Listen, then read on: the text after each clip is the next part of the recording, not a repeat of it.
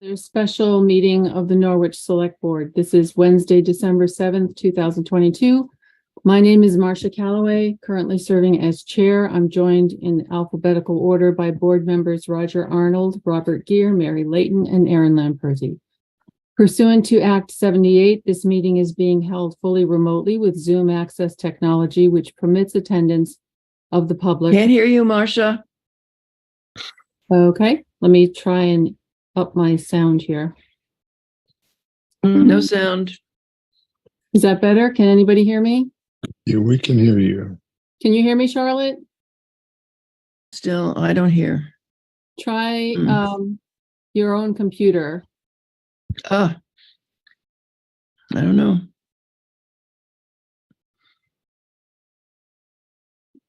Okay, I'm going to continue. Pursuant to Act 78, this meeting is being held fully remotely with Zoom access technology, which permits attendance of the public by Zoom and by telephone. The board has posted and included in the meeting agenda the information that enables direct access and participation. The agenda and packet materials were distributed via the Norwich listserv and are available on the town website under the Selectboard tab. For those people dialing in by telephone, you can press *9 to raise your hand and *6 when you're recognized by the chair to speak. Thank you again to Mary Layton, who's again taking the minutes, and to Rob Geer, who's managing the Zoom. The second agenda item tonight is agenda review. There are two changes, I believe, to the agenda tonight. One, we need to add a late breaking request for a historic preservation grant that is due, I believe, on Monday. It needs a signature. So I would like to add that as action item number 5, following the Better Roads grant. And the draft contract for townwide reappraisal is under discussion items, and I think it should be under action items. So I would make that number 7. So it would be action items, fiscal year 24 Better Roads grant, historic preservation grant, purchase order, lights and antenna for the new police, draft contract for the townwide reappraisal, and executive session. May I have a motion to amend the agenda? I move to approve the agenda as amended. Is there a second? Second by Aaron Lamperti. Call the question. All in favor? Unanimous. Thank you very much. Okay. The consent agenda is next, and it is short this evening because last night we had a meeting. And so tonight we have the fire chief's report, which isn't up for discussion, and that is it. May I have a motion to approve the consent agenda? Mary Layton? I move to approve the consent agenda. Thank you. Is there a second? Second. By Rob Geer. All in favor? Unanimous. Thank you very much. And now we are at the action items for motions. And again, I'm going to just sort of go briefly over what is on the plate. And there isn't any related correspondence, but we will take public comment, if any. And then the select board will discuss and take any action that's necessary. So the first one, as I alluded to, is a historic preservation grant. I think that this came up today, and Miranda Bergmeyer was involved in getting the information. So she's actually here and can speak to that if we need that. The fiscal year Better Roads grant, I think, will speak for itself. The purchase order is for the new police vehicle so that we can get that kitted out as it should be. And the executive session is pursuant to consideration of the town manager agreement. And then, of course, the draft contract for townwide reappraisal we discussed last evening. So is there any public comment about any of those items? Susan Barrett, please state your name and location. Yes, can you hear me okay? I can. Great. My name is Susan Barrett. I'm on New Boston Road here in Norwich. I just wanted to confirm that the reappraisal draft contract or contract will be addressed tonight. And just hearing what I heard last night from a town member that there is a December 9th deadline that the state needs to receive forms regarding the reappraisal, or by statute, they shall withhold funding for education and transportation. Just getting clarity that that will be acted on. I know you probably can't say for sure, but it is on the list of being acted on tonight. It is on the Okay, list. perfect. Thank you so much, Madam You're Chair. welcome. Thanks for bringing it up. Next, Charlotte Metcalf.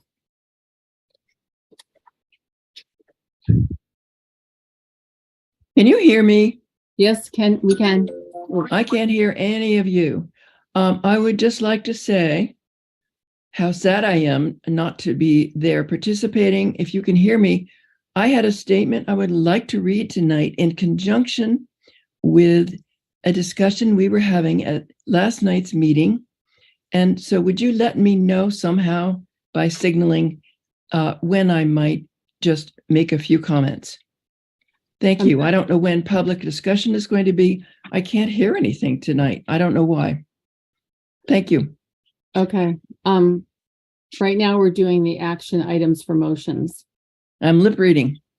Oh, not yet. All right, Pam Smith.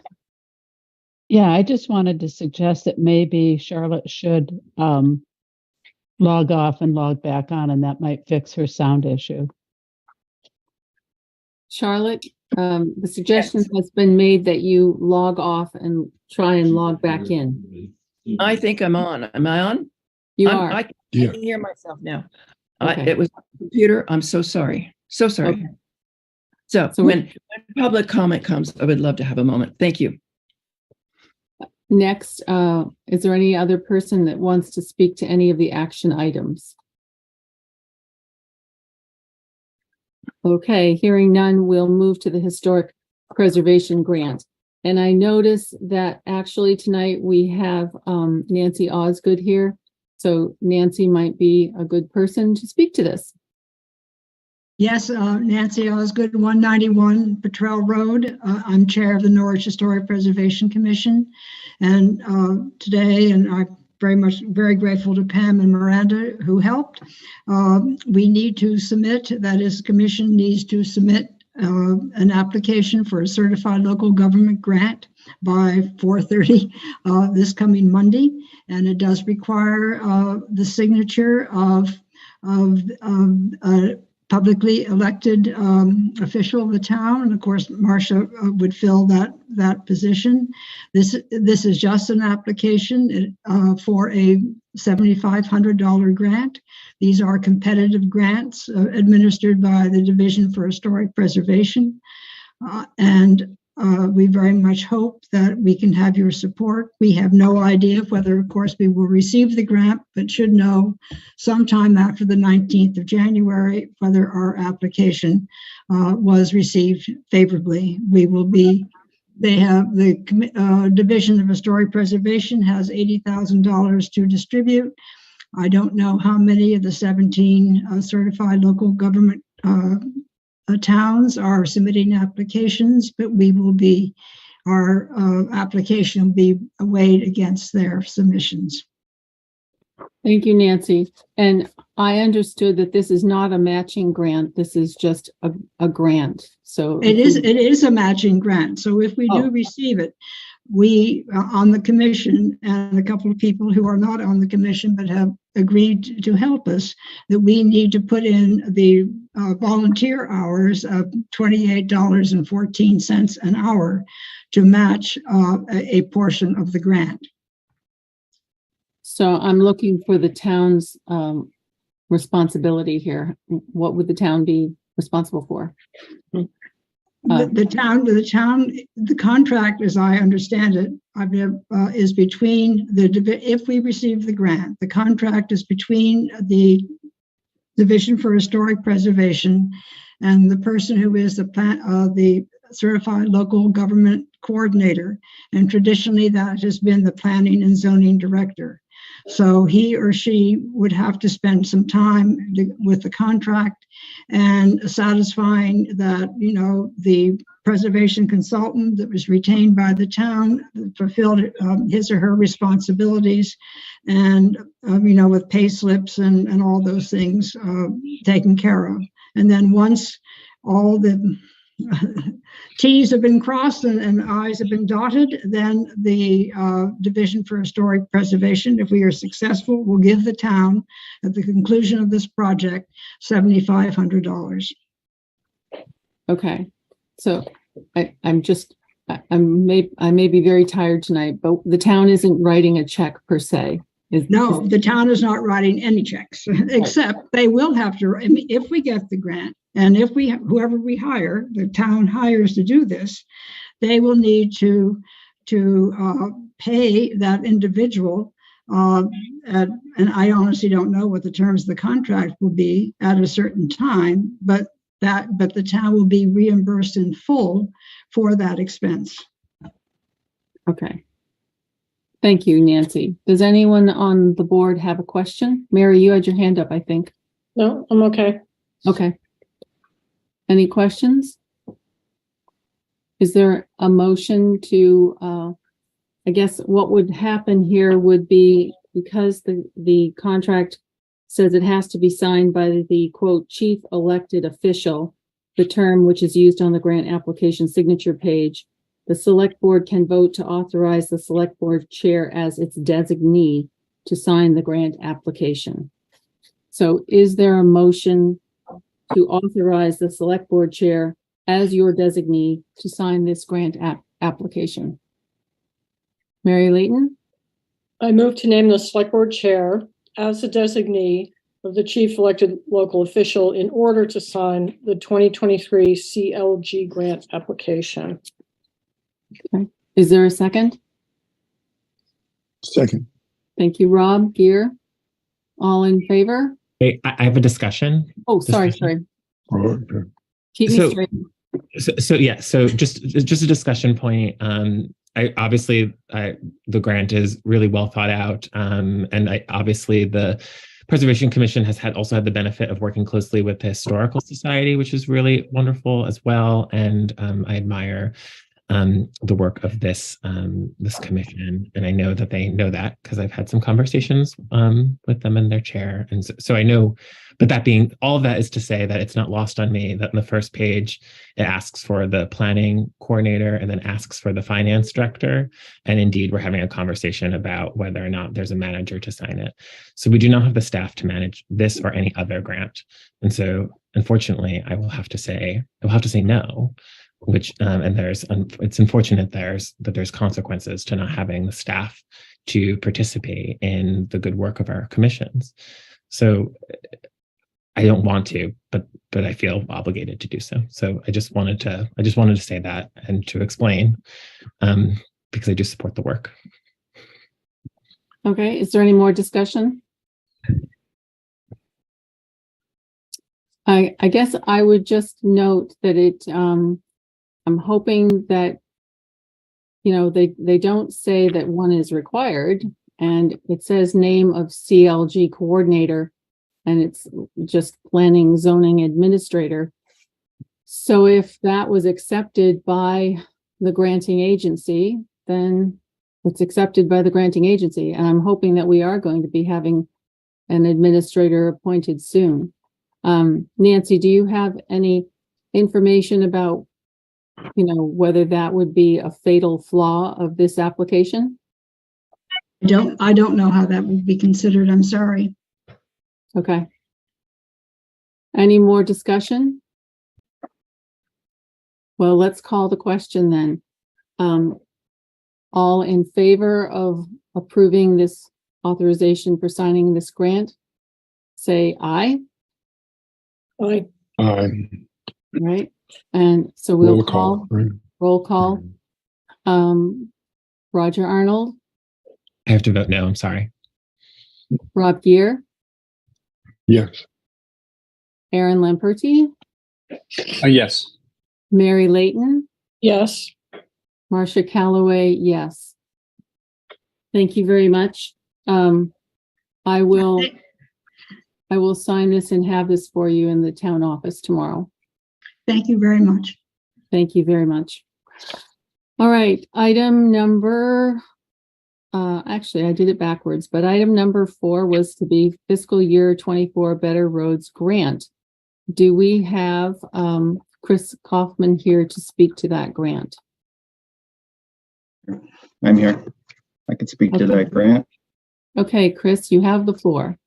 Okay. This is the FY24 Better Roads Grant. It's due Friday the 16th by 4:30 p.m. It's for replacing or for work on Vermont 132 for 3 culverts that are undersized or in poor condition. The total project cost will be around $25,000, of which the grant will be $20,000. So the town would be responsible for a little over $5,000. In this case, $5,116.40. Yeah, so that's it. And yep. And when does that become due? Is it this? When the project's all done and everything's completed, so it would be at least a year, I think, somewhere in that time frame or less, maybe 10 months, depending on when it gets done. Maybe later so in the next fiscal year, yeah. Okay. Or in this fiscal, and then in the next fiscal year. Sorry. I know it's confusing. Yeah, it is confusing, especially at 7 o'clock at night. All right. Is there any discussion about this grant? Mary Layton. Only about the motion. So, should we, could I read a motion and just have you guys pick at it a little bit? Yeah. And I'm just, before you do that, I'm just looking for signing, and it does say. It says town administrator, town manager, select board chair. So right. Either one can sign. Okay. Yep. When is it due? When is it due? Sorry, repeat that. The 16th, Friday the 16th of this month. So I don't necessarily think we need to authorize the signature. The only reason why this is coming before us for review is because it's committing funds that are above sort of the purchasing policy, right? And so that's why we're having this conversation. So right, there's no town manager, so just brought it up because it's otherwise yep. And as the person who will sign this, I would love to have a vote behind me. So. I don't think it does any harm. So may I have a motion to authorize me to sign the Vermont Better Roads Grant? Mary? I move to authorize the board chair to sign the Better Roads Grant application. I'll just leave it at that. Thank you. Do we have a second? Second. Second by Rob. All in favor? Unanimous. Thank you very much. Chris, I'll sign this and have it for you tomorrow. Okay, thank you. Okay, next is a purchase order for lights and antenna for the new police vehicle RAV4. And this is another one of these casualties, I think, of not having a town manager on board. I actually think it's probably more appropriate because it's coming from a reserve fund, a cruiser reserve fund, I imagine. Is that right? I am not sure. So I think that's an appropriate use. So I move to approve the purchase order that is enclosed for to be expended with the cruiser reserve fund. Is there a second? Aaron? And any discussion? Mary? Should the amount be mentioned? That's a good idea. Yes, please. Can we have Amount the is, amendment? Someone could find that. It's $3,630.12, I think. 2,600 and say again. $3,630.12. Okay. I'll second your amendment. Okay. And I think it was Aaron. Do you, Yes. Oh, Aaron agrees with that? the amendment. Friendly amendment? All right. Any more discussion? All in favor? Unanimous. Thank you very much. All right, that brings us to the draft contract for the townwide reappraisal. So looking in, it's page 21 of our packet. Has everyone had a chance to read it? And does anyone have any questions or discussion about this document? So, Marcia, what action are you looking to get us towards on this, given that this is a contract that is committing nearly $200,000, right? We need an administrator, a town manager, an interim town manager to sign this. We may or may not have that in place by the 9th. We may want to have the benefit of the review of the contract, so we might not want to take any action to compromise any contract terms. So, how do you think we can get there where we may acknowledge an intent without any of the snafus that I sort of mentioned? Well, I think in this case, we have to trust that the listers have done this before, that the panel has looked at all of this and chosen this group, that we have the very real specter of losing school funding if this isn't submitted by December 9th. And this particular contract, though, it must be signed by a town manager. Right. If we don't, we cannot, I don't think, expect an interim to come in and just cold be presented with things, especially when they have a deadline like this. If one were to miraculously appear on our doorstep, interim town manager, that is. So I think that the board's assent to this, acknowledgement, approval, whatever you want to call it, is critical so that we are poised for an interim town manager to sign the contract. Okay. So I guess, are we discussing, our questions or concerns about the contract in and of itself then? Is that the discussion? I'd say the floor is open. So if anybody has a concern about this particular contract, raise it now.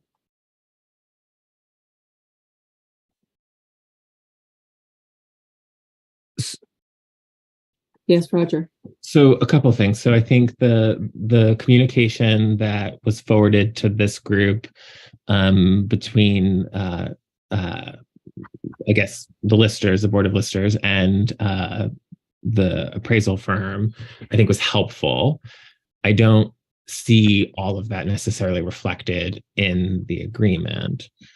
And so I think it should be, like, for instance, the perennial question of software, right? It's not mentioned any sort of timeline about any software. We can assume that we might be, I assume that we're using Assess Pro, although the contract doesn't say so.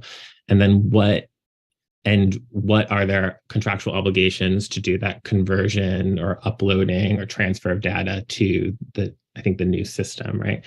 So I think, I could go on, Marcia, and sort of have a lot of scope of service type questions, right? Because there's a deliverable section about what will be handed into us as the client, but I think scope of services and timeline I have some questions around that. But if ultimately it is the town manager who will be exercising diligence and putting their signature to it, I think it would just be appropriate to address these concerns with them to then finalize with the listers and then go from there. So which is all to say that I can keep going, but not necessarily. Does that make sense? I understand what you're saying. I think that, we've got lots of things in here, including discretionary arbitration if we have a problem. I think that, on the basis of the experience of the listers and the timeline that we have in front of us and the specter of losing school funding, we really need to do this. So I understand that, Marcia, like that has been made very clear to all of us. I understand that. But I'm just saying that, what is the sort of the installation, like what is the installation of the software, the conversion of the data, right? What is the statistical testing and the settling on the assessment districts, right? The deliverables are clear, but the scope of services, what they will actually be doing for us in the town is less clear. They mention in Exhibit B, but it is not at all referenced like throughout the contract. I have some concerns about, the contract itself. I don't think I or this board are necessarily the best people to raise all of the concerns. So I guess I'm saying, is there an action that we can take that signifies our intent, but that, also allows the prerogative of the town manager to do this diligence that I'm concerned about? Yes, Aaron? Can't hear you. Sorry. Roger, are you suggesting maybe something like a letter of intent that we could file with the state, intent to sign a contract once details are ironed out, or something along those lines? I think so. So I guess my question is just like, is it appropriate to, like Pam Smith and the Board of Listers has made it clear that, they want the form filled out with to be under contract. I think for a couple reasons, like we could indicate that we are moving towards a direction or we're ascending, as you said, but that we are in a highly unique situation where we need to have this be reviewed.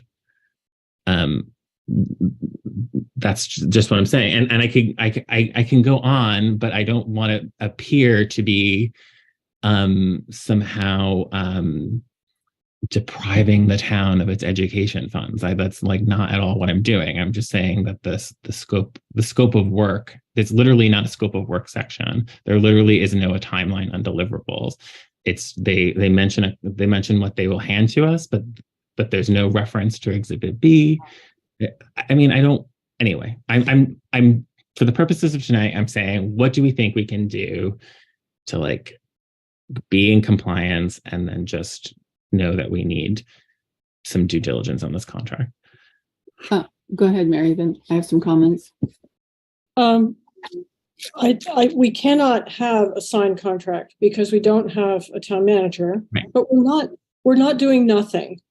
Right. So I think the state wants to know what our plan is. I believe what would be a prudent plan in the case of this contract is to say that we're working with the KRT firm because there are some terms of the contract that we need to have worked out, and we're also working to find an interim town manager. Right. And that's really where we're at. So I don't think we can strictly comply with the deadline. But on the other hand, the regulation does say, well, we're going to hold up the funds until you get this resolved. So whether or not, right now, that's where we're at. We're in this sort of odd limbo, but we do need to communicate with the state. So I don't think, and it's odd, we should figure out a motion, as Roger was saying, that will describe our odd situation, but show that we are making a good faith effort. We did put out an RFP. The committee did review it. the contract has many elements that we think will work, and then it's got a few areas where we think there could be further negotiation. But that's just where we're at, and we're not just sitting around doing nothing. So, and I don't know how to write that motion. It's too much, but Well, I think it's what we need. So, I think that the only, just looking at the black letters, it looks like it's not going to suffice unless it's a contract.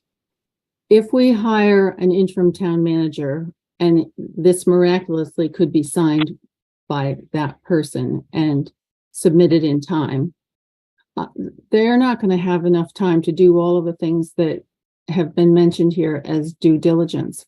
And I'd be surprised at a contract that went so far into the weeds that it was talking about all of those things. Marcia, it doesn't even mention the One moment, software. Roger, one moment. And I hate to put him on the spot, but I think Neil Fulton may have signed the last one that we did potentially. And he might have some insight as to what was in that last contract. That might help us. If Neil Fulton is here and that's not asking too much. he is there. Needs to I be. am here, and it's not asking too much. Has this contract been reviewed by the town attorney? No. Not yet. Well, if you look at Vermont, this looks like a contract from another state.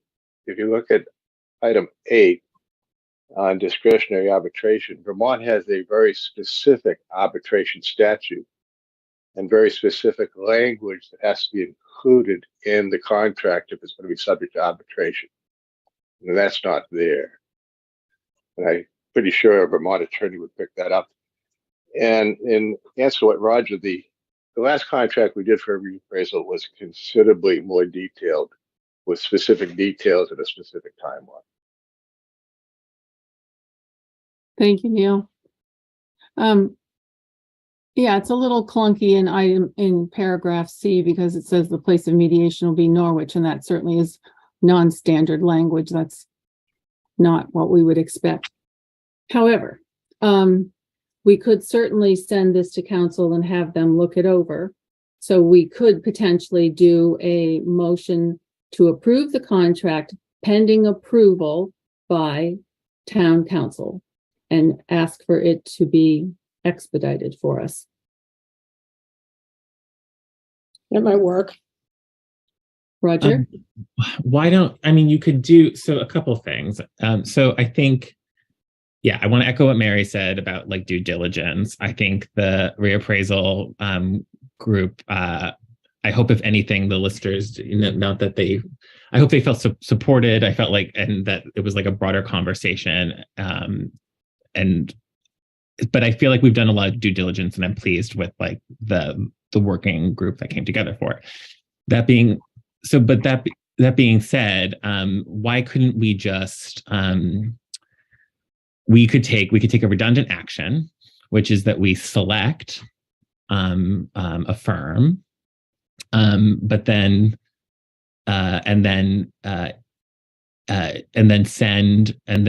authorize to begin to work on a draft agreement with that firm, and then say subject to the outcome or something like that. So in other words, we can reaffirm the decision of the listers and that group to potentially select, but that it would be subject to contract revisions and negotiation. Do you know what I mean? So Yeah, I really think that that's taking way too long, because I'd like us to think about the competing harms. If this isn't, a perfect contract, but we can get it reviewed by council, the harm that might be caused by whatever, I don't know what harm you really think is going to be caused by the reappraisal versus the harm of losing the school funding, I think it far outweighs any problems with this contract. Yes, Roger. But I think we're, look, I understand that concern. I also think this is not, this is not going to be a prolonged discussion. And I think, we talked yesterday about relationships, and we benefit, right, in a small state of having relationships. I trust that the listers have a good relationship with their district advisor. I trust that they can explain the unique situation that we are in a leadership transition and that we don't have someone to sign it, but that we have come up with a plan. So to the extent that we sent out an RFP, we put together a committee. They had substantial review with the person who bid. It came to the board. They had a successful discussion. I believe in the relationships for a very brief interim. And then also they will tell us if it doesn't satisfy them, if it's not satisfactory. And then we can have a special meeting and go from there. So, I mean, I have faith in the relationships that our elected officials have created with the district advisor. And I think they're probably just relieved that we're at this point, quite frankly. I don't have your same trust. I have dealt too many times with government agencies, and usually the black letter law is what they rely on. So the word is shall, and that's what I'm worried about. This contract makes our town vulnerable, and that's my final point. I'll step back. Thank you. Okay. So now, if no one else on the board, Mary, did you have another comment? No, I wanted to make a motion, but maybe you want to hear from other people first. Yeah, we can hear from the, Aaron, did you want to say something? Yeah, I mean, I'm not qualified to assess. I haven't done a lot of these kinds of contracts. I'm not qualified to assess how vulnerable this contract makes the town, but I do feel that the whole process is a little rushed. Roger has raised reasonable doubts about the diligence of the contract that I think were confirmed, and at least in part by Neil. I think the contract needs at least a little more time, and I agree with Roger. I find it hard to believe that we're going to, be absolutely severed from state funding for education because we miss a contract by a few days when we've clearly explained our plan. And we have a reasonable, circumstances. So, and that question can be asked. It could have been asked. We could have clarity about that now had we done this 2 weeks ago. I would think, it would seem to me. But anyway, I don't think rushing a contract because of a deadline that I think is reasonable to try and negotiate is appropriate. Thank you. This did come up months ago and the board didn't deal with it then. And so now we're on, the stroke of midnight. And I'm not sure how much experience you all have with government agencies, but I really think you need to understand this is a risk. So with that, I'm going to ask, I think Cheryl had her hand up first. Do you have comments, Cheryl?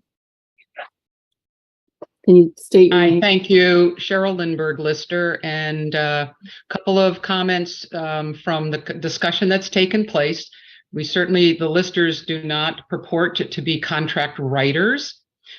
We were in a deadline situation with the select board, and we felt it was important to get a document drafted. It is merely a draft of a contract. We did not take it to council because we don't always have that authority to do. So we have put together our best effort. It wasn't our creation. It was one that was available that we modified. With that said, it passed pretty good muster with the KRT appraisal. And they had, we went back and forth on some matters, but certainly, again, we're not contract writers ourselves. With that said, regarding software, it's the software used for assessment purposes. It is in the RFP that if anybody were to propose a separate software package to be used, the CAMA software, they had to give us a demonstration ahead of time. Nobody did that, and KRT is familiar with AssessPro. They use it They have a good comfort level with the software, so that is not an issue, and therefore it's not part of what was in the contract because we weren't in disagreement about it at all. It's what we use, and it's what they're able to continue to use to do the reappraisal, and that's what was in the RFP. We do have a good relationship with our district advisor and have been in touch and keep her posted on our progress. And with an understanding that everybody's working towards, some goal that may not reach the December 9th deadline that will be shortly thereafter, we hope. So the RA, it will be filed, the RA 308 will be filed on time. And if the contract isn't available yet, we'll put pending or under review or something on the form. Whatever is helpful and collaborative with the select board. That's what we want to do. But we will file the form on the 9th, which is this Friday. Thank you, Cheryl. Neil Fulton, do you have a comment? I do. Am I on? Is my audio on? Yes. I assume this is coming from a reserve fund. Would do, yeah. Yes. So would it be the select board could make a motion that you're authorized the withdrawal of $190,000 from the appropriate reserve fund for the purpose of entering into a contract with ART Appraisal, subject to review by town council? And it seems to me that ought to show a very serious commitment on the part of the town that you're going to proceed with this. And it comes very close, I think, to committing the town to having the reappraisal underway. Yeah, that's the real issue. But that's the reason it's before the select board, as I assume, because of the reserve fund. Thank you, Neil. Leslie Wells. Hi. I don't know why the video is not on. Oh, there I am. Hi. So just from a governance, perspective, first of all, is the chair, Marcia, if I can call you that, are you an attorney? Yeah, but that's irrelevant. But I'm retired. You're retired, and you have government agency experience. But just from a governance perspective, I looked at the town manager statute briefly, and it seems to be silent on what happens in this period that we're in when there's no town manager, but one hasn't been appointed or selected. Obviously, the town manager idea is to keep a town moving forward. So you're in this odd period of time. The statute may be silent, but it's up to the select board then to keep the town running. So it seems like there's a dire situation where it's possible funds could be lost for the schools, and I don't know who else other than the select board would be who else would make sense to be running the town in the absence of a town manager. So that seems to be like a legitimate explanation. So if the select board signs it in the absence of a town manager, or that seems to make sense, but just to keep things moving forward. Thank you, Leslie. The problem with that is that because we have the town has voted for a town manager form of government, we are stuck with the town manager form of government, and the town manager has to sign certain things, and no other entity can usurp that function that most of them are set out by statute. So we are really in a liminal space that is an awful place to be. Mary Layton, do you have a comment to that? Yeah, I'm wondering whether we could just authorize negotiation of the contract between Town of Norwich and KRT Appraisal, not mention the amount, but to mention that we're working with that contract, and just to move that.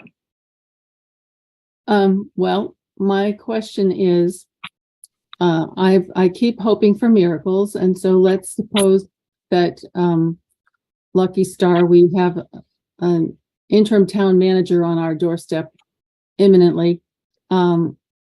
Would that motion allow that person to comfortably sign this document? I think we need to make some sort of more affirmative motion that says, once it's approved by council, we're all for it. Roger, do you have a comment?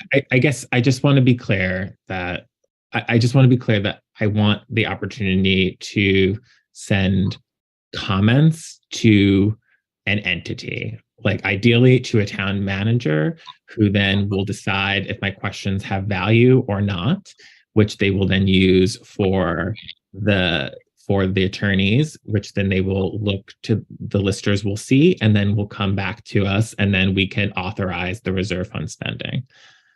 Because that's what I'm proposing. So I actually thought that Mary's motion was acceptable to me. Any other comments? Mary? Maybe it should say review and negotiation. Just as an added. Do you want to read it again? Yeah. But I move to authorize review and negotiation of the contract between Town of Norwich and KRT Appraisal. I'll second. Okay, now we got one on the table. So motion to authorize review and negotiation Of the contract between Town of Norwich and KRT Appraisal. So it doesn't, I think it states where we're at, which is we're considering this. They're not too, we only had one bid, and there are things that are blatantly wrong, as Fulton was saying, with the way it's set up. And then there are other concerns that need to be worked out. So I think it's stating our position. We do want to move forward. We have done the best we can in the limited time that we've allowed ourselves to get this together, and this is where we're at. So I don't know. To me, this is the best way forward, but see what you guys think. I would be much more comfortable with something that said that after review by council, the board approves it.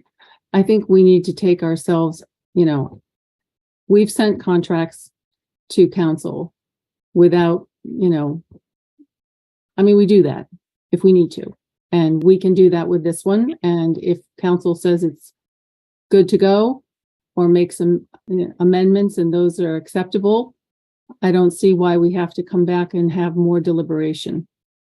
This is not, I have to trust that the listers and the appraisers and this company know what they're doing, and they're going to do it.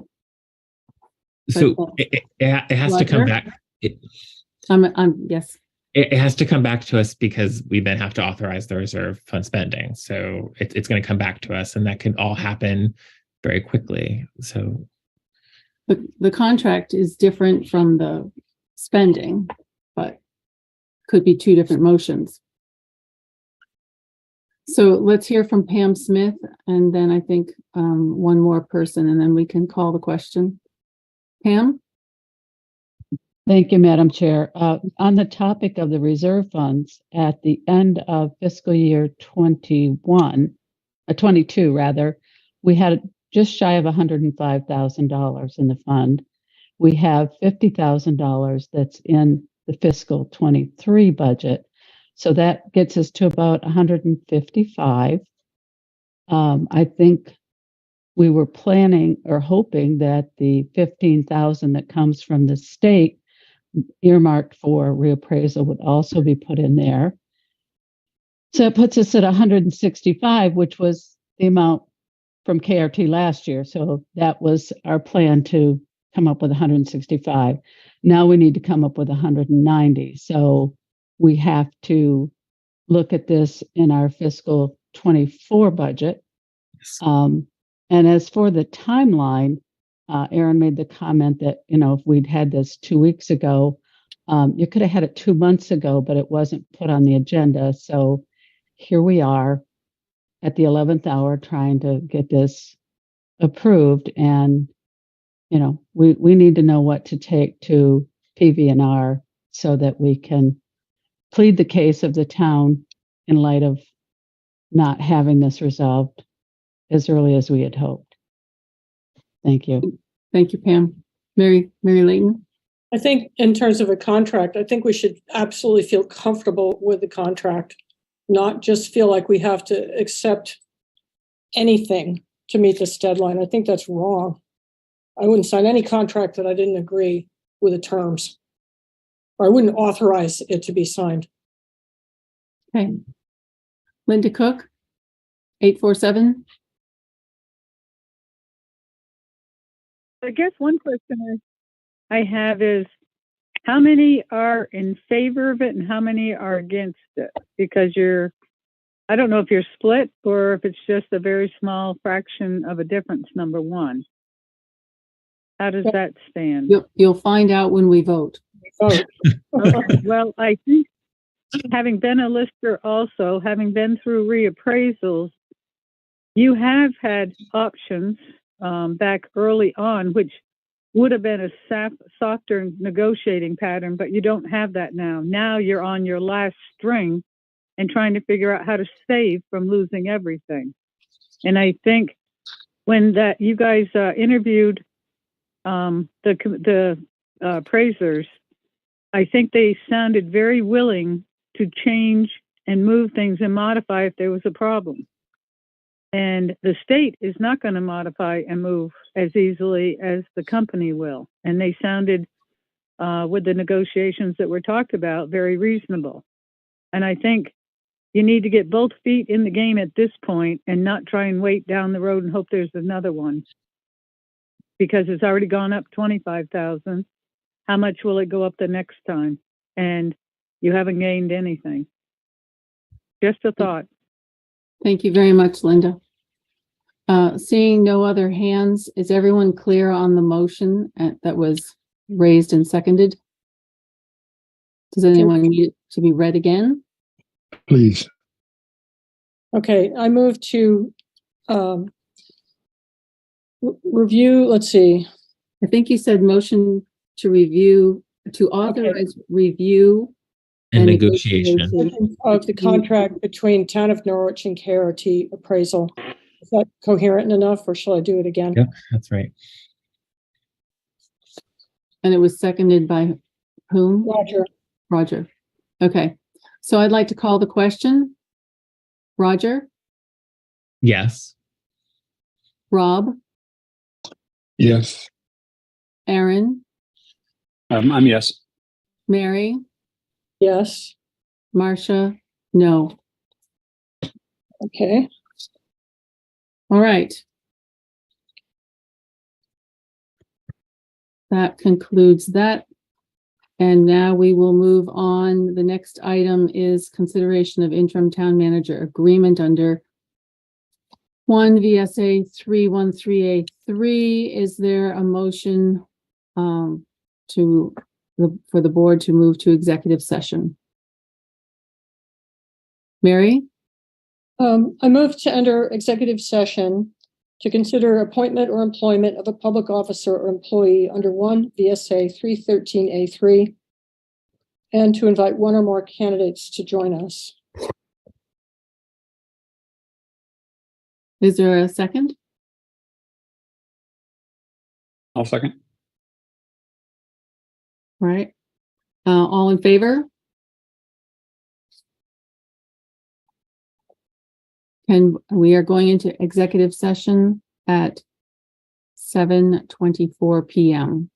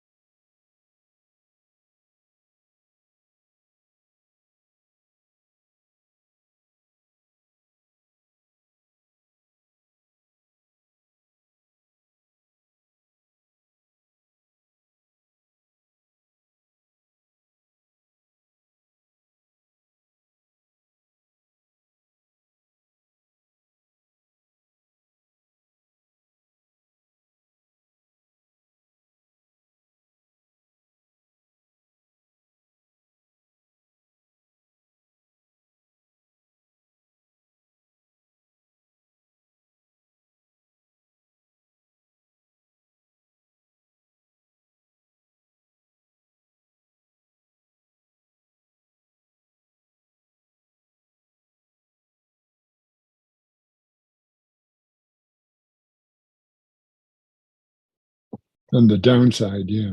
Do you want to push record? Recording in progress. I move to enter public session. Is there a second? A second. Second. Mary Layton seconded it. All in favor? Roger, unanimous. We went in at 7:52 p.m. All right. Do we have any other motion? Mary Layton? I move to authorize the chair to send an offer of employment to a candidate for the position of interim town manager. Is there a second? Aaron Lamperti seconded it. All in favor? Unanimous? Thank you very much. Okay. Let me just find the next thing here. It's lights and antennae. Okay. Originally number 5. All right. I'm just getting mine. All right. So we are now at discussion items, and these are items where no motions are anticipated. Excuse me. Yes, Point sorry. of order. Point of order. Go ahead. We have to, there's a purchase order for lights and antennae for the police vehicle that's in the action item section that I don't believe we've done yet. I thought we did. Oh, did we do that? We did. Yeah, that was the We did it. Okay, I see it. 3,600. Sorry, I Good. got it.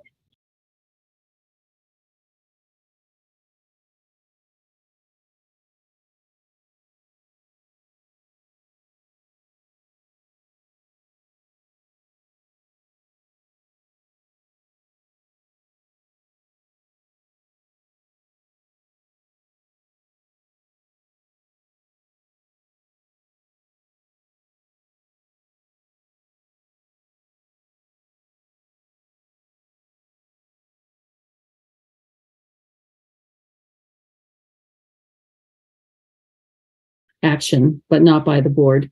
Order of process is, I'm going to introduce them, and then there is no related correspondence on these things, but we will take public comment and then we will have board discussion. So the first item would be about COBRA Administration. And as everybody knows, COBRA is the insurance provision that allows employees who have left employment to have the benefit of continued health insurance for a while. The fire district hydrant rental is the next item.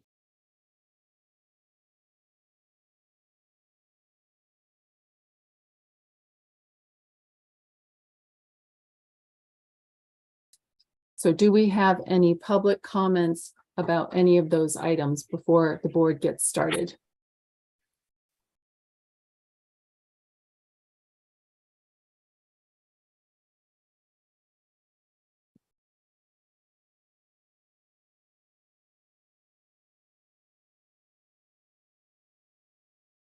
The budget presentations, and the one in particular, I'm guessing is D for town manager. And I just wanted to mention to the board that in the past, I have, as treasurer, budgeted for some educational and expense and dues and meetings that have been in that segment of the budget, and will be providing some information to the board on that.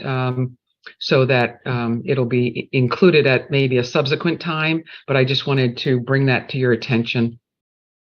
So it doesn't really, thank you, Cheryl. It doesn't really fall under town manager or finance? Well, the line items I'm referring to were incorporated into the town manager or town administration, if that's what you're referring to in this agenda item. Yes. Yeah, it was folded into that area back in a prior town manager administration. So that would be why I would want to have an opportunity to add what I have typically asked for in a budget as treasurer. So I just wanted to bring that to your attention tonight, and I'll get that to you. So you want to be on a future meeting? It's not a lot, but it's just something I need to be sure it gets incorporated. Thanks. Okay, good. Thank you. Thank you. All right, any other public comment? Rob, see any? No. Okay, good. So the first item we'll take is the COBRA Administration, and Miranda Bergmeyer is here, and she has been doing that work de facto for a while, so she can speak to this for us.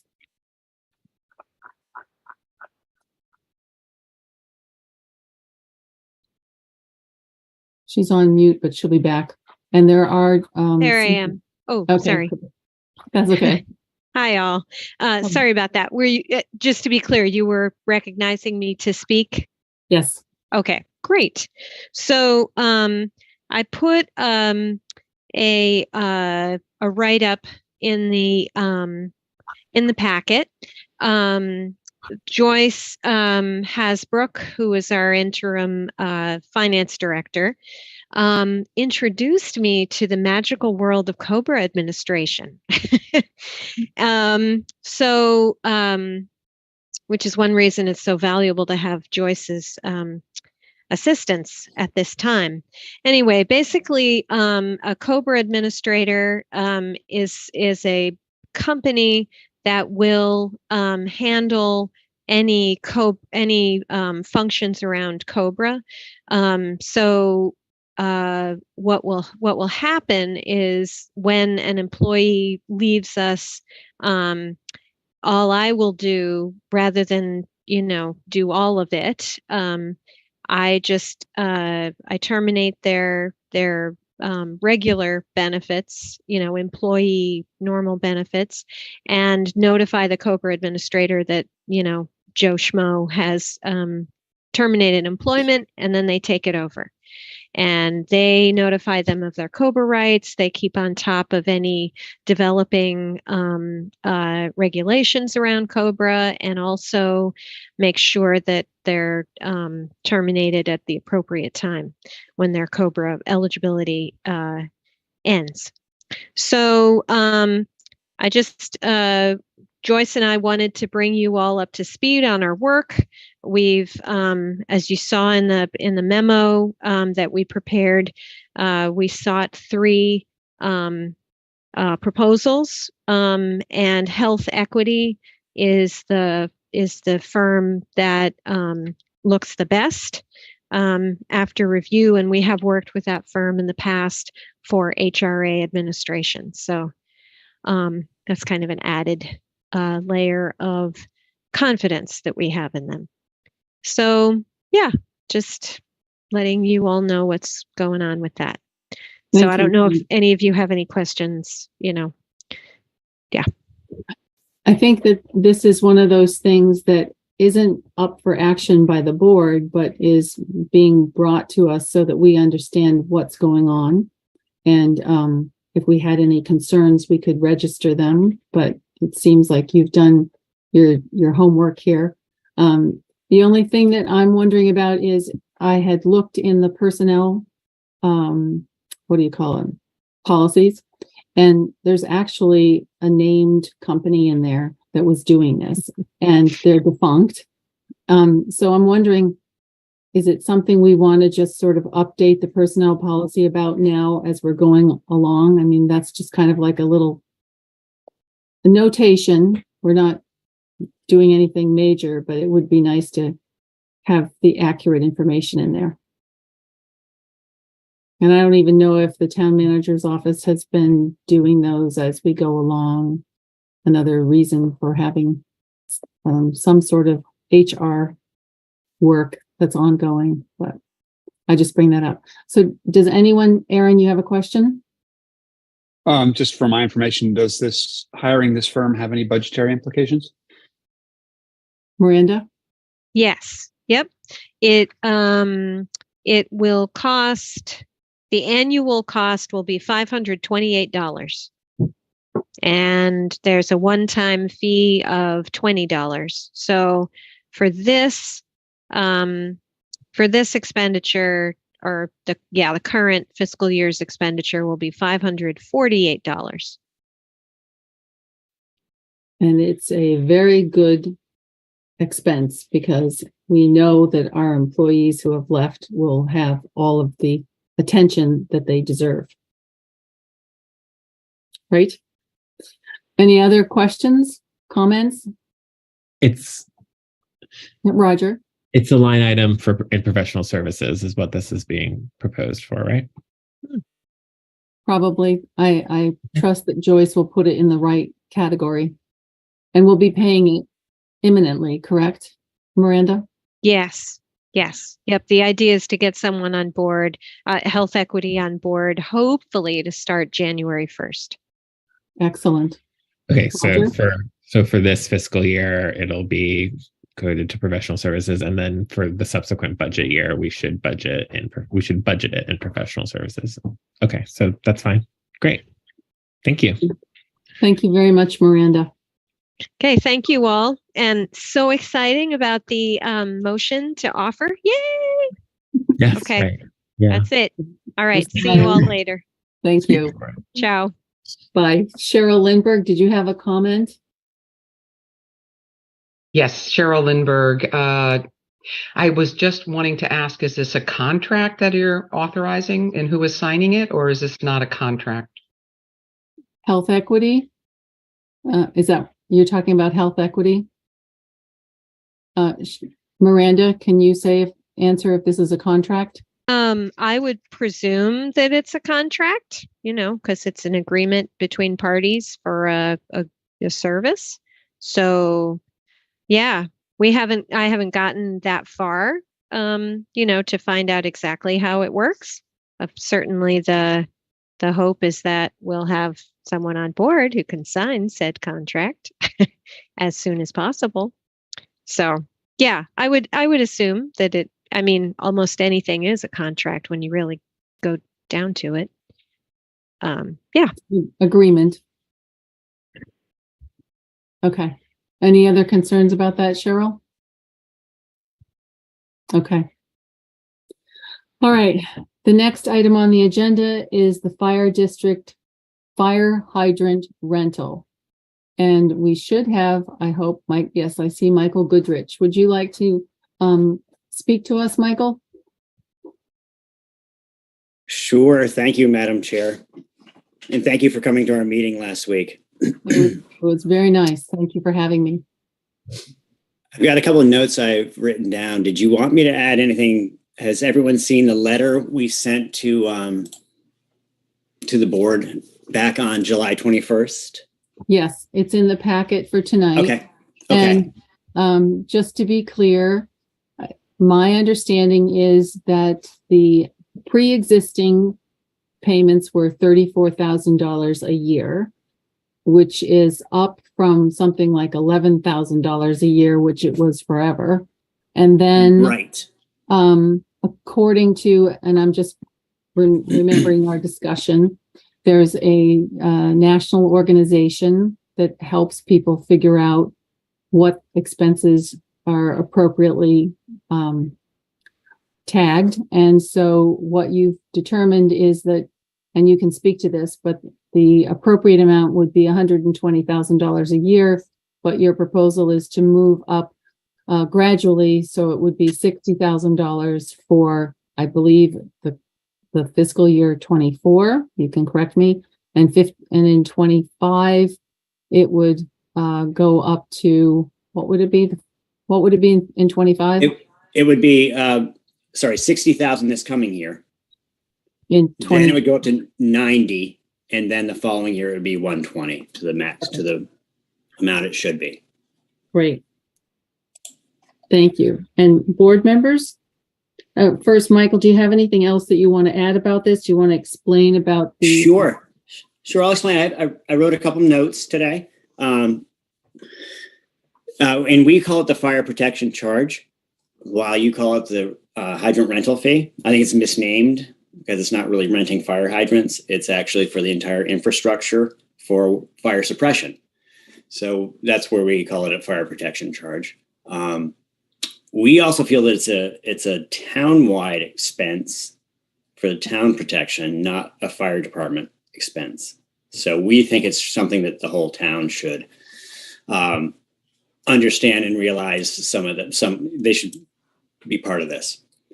And so what we've done, we had an asset management plan over the last several years, and that came to fruition 2 years ago.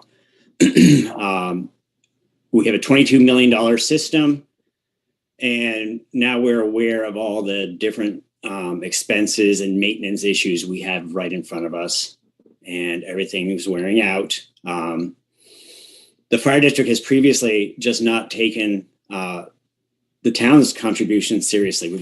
We've always dealt with this ourselves, and the families of the fire district are the ones who are carrying the cost of this fire suppression for the infrastructure.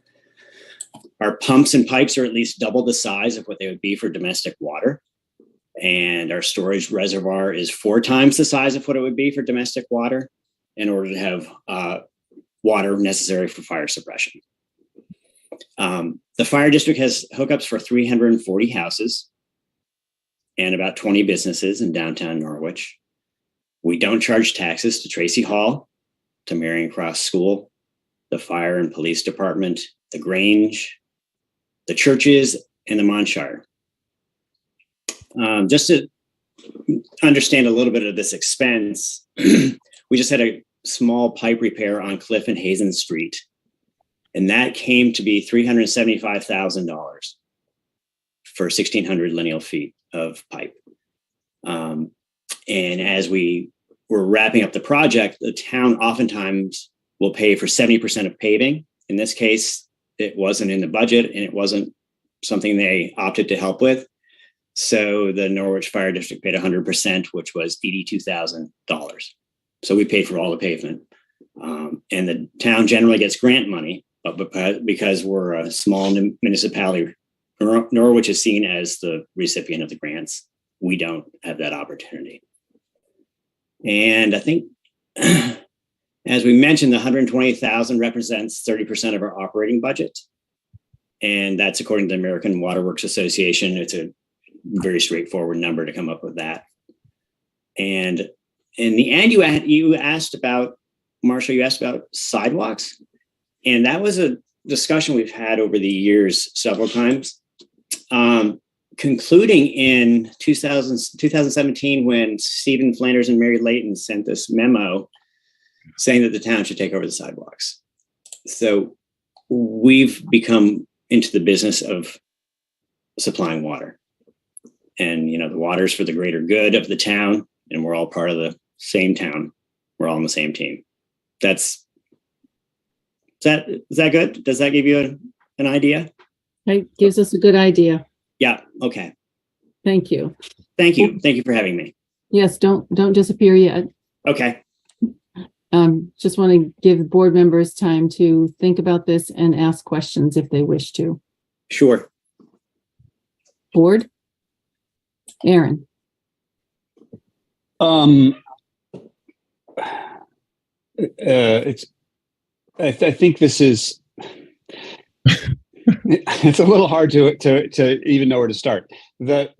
As Michael just said, the water district serves 300 buildings in the village. It is not the experience or history of the fire department that we use the hydrant district for fires or fire suppression outside of the village. So it's just simply not clear to me why the whole town, whether it's through the fire department or through the J.C. Hall budget, or should be paying for the fire district when fire suppression water comes from a separate system of dry hydrants and ponds outside of the village. I just see this as a shift from the village to the whole town through the mechanism of hydrant rental or whatever it's called, for no evident reason. I mean, why the town, the 300 residents in the town, residences in the town get various benefits from. They get the water, they get insurance benefits, they get fire suppression. There's at least one more. That's how it was currently be before, which the residences outside the village do not get. And it seems to me clear that the 300 villages should pay for those benefits. I don't understand why the rest of the town should. And that seems to be what's happening here. So I'd like Michael to answer that, but I would just note that it seems to me that we are part of a community of other communities, and that I kind of understood that when there are fires and things, other places might come here and use our hydrants, and so that expense is kind of a community expense, being good neighbors to our other communities. And Michael can say whether that's right or wrong and whether there's other things. Yes, I mean, the hydrants are available for fire suppression. That's why they're there.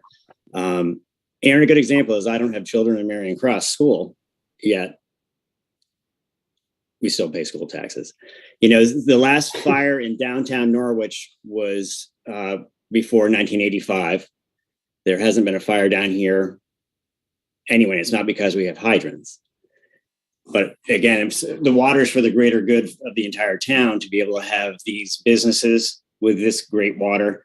The Montshire, we do not, we provide water for the schools, you know, everyone. So this is something that benefits the entire town. If for example, let's say something happened to our water system and we could not utilize it, all the septic systems in all the towns, houses in downtown would be void.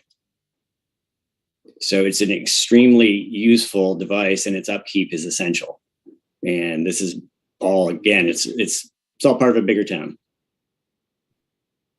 Thank you. It's interesting that I can hear, you know, I can always hear it from people who are not in the downtown area to say, well, that doesn't apply to us because we have our own well, and fire trucks have to come all the way out here. They would just swing by your house. You know, I understand the concept, but again, as a municipality, this is all part of a team, and we can't just shy away from some of the members. Anyway. Okay. Thank you. Michael. Mary or Rob, do you have any comments? I see Roger seems to have disappeared again. Oh, Roger's up on top again, and he has his hand up. Roger, I can't even see you. Oh, okay, go ahead. Hi. So this is so interesting. This is like kind of complicated. I mean, I will say for my homeowner's insurance, I had to explain that my neighbor has a pond in order to be properly insured. So I don't know how like that anecdote sort of factors into this. We all are one, you know, fire protection, but it's obviously complicated. And so I guess, so my question is more technical. So I can appreciate that that you all have done some work or some like asset management work to try to determine the true cost of this service. And in doing so, you want to like have the appropriate conversation with your colleagues here. That being said, this is like, Marcia implied that there was some potential phasing that you were interested in entertaining, but you can otherwise consider that in a challenging budget year, it's a large increase to absorb rather unexpectedly, even though there's been ruminations for a while. So I guess my question is, to what extent does your governance allow for this to be postponed another year so we can then, you know, be further committed to that work? So then my second point is that work, I think, is actually much, much broader, because there's a lot of potentially shared assets that you own and are responsible for, but yet are shared between municipalities. And in my understanding is the work to begin to assess that would come through a town charter, which is obviously a huge undertaking. I think the legislature would agree to never give them out again if they were to go through a charter process with us. But so my understanding is we should look to begin a charter to sort of merge our assets, because I think this is just like one of several like bigger questions about how assets are or are not shared. And then my third point is, if we don't do that, you know, I don't think it's a time for this budget year, but I actually would need to see an actual document or an agreement that, provides the necessary background that you have discussed briefly, has a fee schedule, right? And then sort of duties of both parties, right? And so I guess my three questions, so like one question is, is there a consideration for this to be postponed for a year? And if you're worried about, it being kicked down the road, is there anything we can formalize to be committed to each other? So that's one question. Two, there's a lot of bigger questions about shared assets. What are we going to do about that? This is the tip of the iceberg. And then three, I couldn't have this be a part of our budget without an actual, like, some kind of legal agreement that has a fee schedule. Well, Roger, let me just make a couple points here, and then Michael can jump in. Sure. Basically, it's not as easy as superimposing a charter. I've been kind of interested in fire districts. They're ancient, and if you look around Rutland, Essex, various folks have tried to merge, and it requires votes by the public.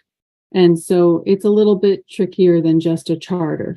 So I think after going to this meeting, I added this whole sort of bigger picture to the working timeline for the board, because I think it merits a discussion, as you were alluding to, that, we've got these two entities and they have to work together, and we need to figure out, are we wasting money? Has it outlived its usefulness?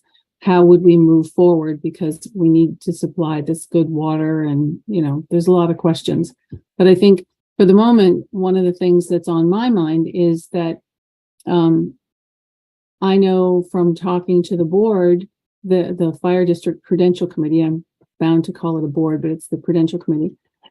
There is a problem. I guess you're not eligible for getting grants for doing paving work, right? So if you have to work on things and the town isn't willing to help you, that's an extra expense. And that really surprised me, because I think the town is getting a good deal there, because we're not having to pave those streets and repair them when the water things are disrupted. So I think we have to think about that in terms of the quid pro quo and what Michael is asking for. And when you think about how much we pay to pave streets, probably $60,000 is pretty cheap. Michael, it's not paving streets, it's fixing the work that needed to get done when they did their project. Well, the paving expense was $82,000 for Cliff and Hazen. Yeah. Pretty significant. Yeah. Yeah. Rob? Yeah. Will this affect the bills to the people who live in the water district? So when we start paying $60,000, $90,000, $120,000, their requirements are going to drop. Yes. Yes, the short answer, Bob, is it will drop. But we're also looking forward to the next infrastructure project, which includes several pipe sections and the reservoir. It's just an ongoing maintenance issue. Mm-hmm. So all those, there'll be benefits immediately to the residents in the water district, and expenses immediately to everyone who's not in the water district. Correct. And currently, yeah, right. Everyone in the fire district also pays an additional tax because of the living in the fire district as well. So there are other expenses that don't show up in the rest of the town. Yeah. So, Michael, can you tell me what's the history behind why you don't charge the school and Tracy Hall, etc.? Why not? Some of them are existing statutes, and some of it is because, a long story short, we used to own the fire department. until 1987, and the town took over the fire department. We maintained the sidewalks and the pool and the water. It's been kind of a relatively long process. Also, a lot of land. We had parcel 5, and we had the dump and all that before. Yeah, it's very intricate. So we have chosen not to on some issues, but a lot of them are tax exempt anyway. So those are folks who use water who don't pay tax. Okay. All right. So, Mary. This is such a complicated issue. And I don't know if this would be considered to be a proposal, but I would like to see a lot more on paper. I'd like to see what is the condition, what is the result of the evaluation that you did under the asset management plan. Mm-hmm. We have all that. We have all that, Mary, and I think we got a large packet to Roger a couple of years ago, but we hadn't finished the asset management packet at that point. But Roger came to a couple of our meetings, and we had a give and take and several questions, and we exchanged a fair amount of information. Okay. I guess what I would like to know is the condition of the infrastructure. It might be becoming unreasonable for members of the fire district to repair a large infrastructure. It might, be something that's better served by grants, just like when you have to replace a bridge. Right. Yes. That you guys, it's almost like that, the giant water tank, the water lines and all of that. So the jumps are pretty high, I think, but then when I'm surmising what you're actually looking at to really bring everything up to date is probably really high, but it's not apparent without seeing it on paper. What exactly are we talking about? And I wouldn't hold back on it. I mean, it might be the fire district might be a little out of whack sort of as a business plan, because how can you bring in enough with, your taxes to really support what needs to be done for infrastructure? But I would like to see a lot more on paper just to understand how to sort it out. We do have that, Mary, in fact, and we have one of the next portions of our plan is to engineer the pipe that goes underneath Interstate 91. So that's a very big expense. So if there's a blowout and a pipe that breaks somewhere, we really don't want it to be beneath Interstate 91. Right. So that's a big focus in the near future. Yes. Roger? Okay. So this is a lot. So my questions. So I am not expecting to absorb this increased cost in this budget year. And so I guess my question was how, obviously you're just one of your group, but how amenable is the Prudential Committee to not taking up this cost this year, so that this town does not have to absorb this in their budget, is my question. And then I think also, as Mary was saying, there need the documents and the conversations need to be forwarded, all to the town, and then there needs to be an agreement process. I think there's clarity that will come with the document that is drawn up, while recognizing that we all are neighbors and we benefit from, the assets. There needs to be an actual agreement with a fee schedule so that we're all on the same page. I think it's so there's two things. One, can this be put off for delayed for a year? And then two, can we work towards an agreement process, a formal agreement process? So to answer that, I'll have to talk to the other Prudential Committee members and we'll have to chat that through. The other thing is, this was sent to you July 21st, and to hear about it, our budget is long done by December 7th. So this is, months later. So it would be important, when you do have this kind of information from us, that you could respond to it and not ghost us for 5 months. So that being said, we are a team, so let's carry on. But I will mention it to the Prudential Committee. Well, let me just, I want to quickly respond to say a request is not information, right? And so I think Mary was saying we need things on paper. And so we need that to be presented to us before we commit any funds. Like we need defensible, we need to be able to defend our own budget as well. Well, if I may, it seems to me that if there were an agreement about this, it might be the first agreement that was written between the town and the Prudential Committee. And so it seems to me like it's loose. It's been woefully loose. And that's not uncommon for Vermont town governments. So I think maybe what it's really time for is to start looking at the bigger picture rather than putting Band-Aids on little pieces. But in the interim, Michael, are you saying that for this year, you've already done your budget and you haven't relied on this 60,000, or have you? Our budget has, it's not 100%, but it's been, I'll talk to the Prudential Committee and so what is the status quo going to be the case at $34,000? Is that my understanding? Well, do you normally give us a bill and do we normally pay it?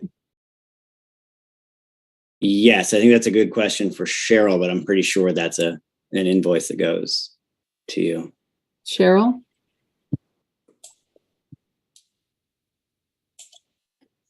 Hi, Cheryl Lindbergh. I would say that the invoices have been based on the amount that's been put through the budgets, both at the town and the fire district. And those that have gone, the amounts that have gone through those invoices have been in the fire department budget. So that's how that's been handled. With that said, may I make an additional comment, Madam Chair? Please do. I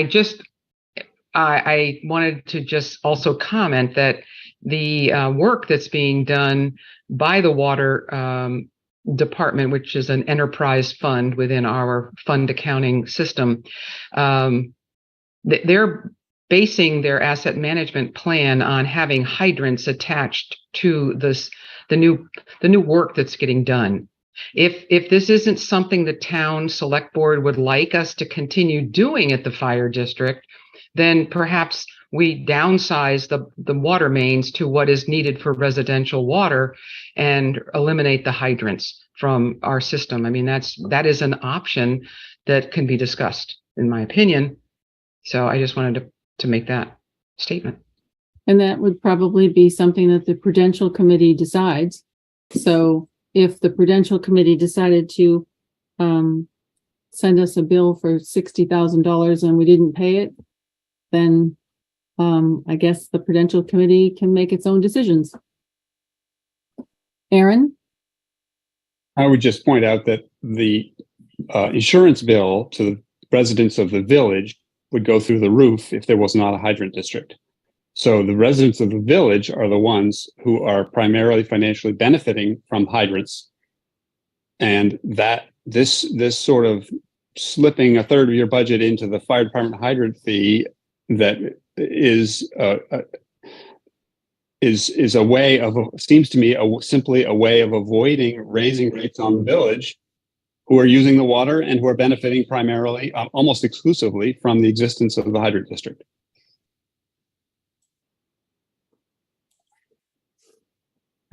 Neil Fulton, did you have your hand up?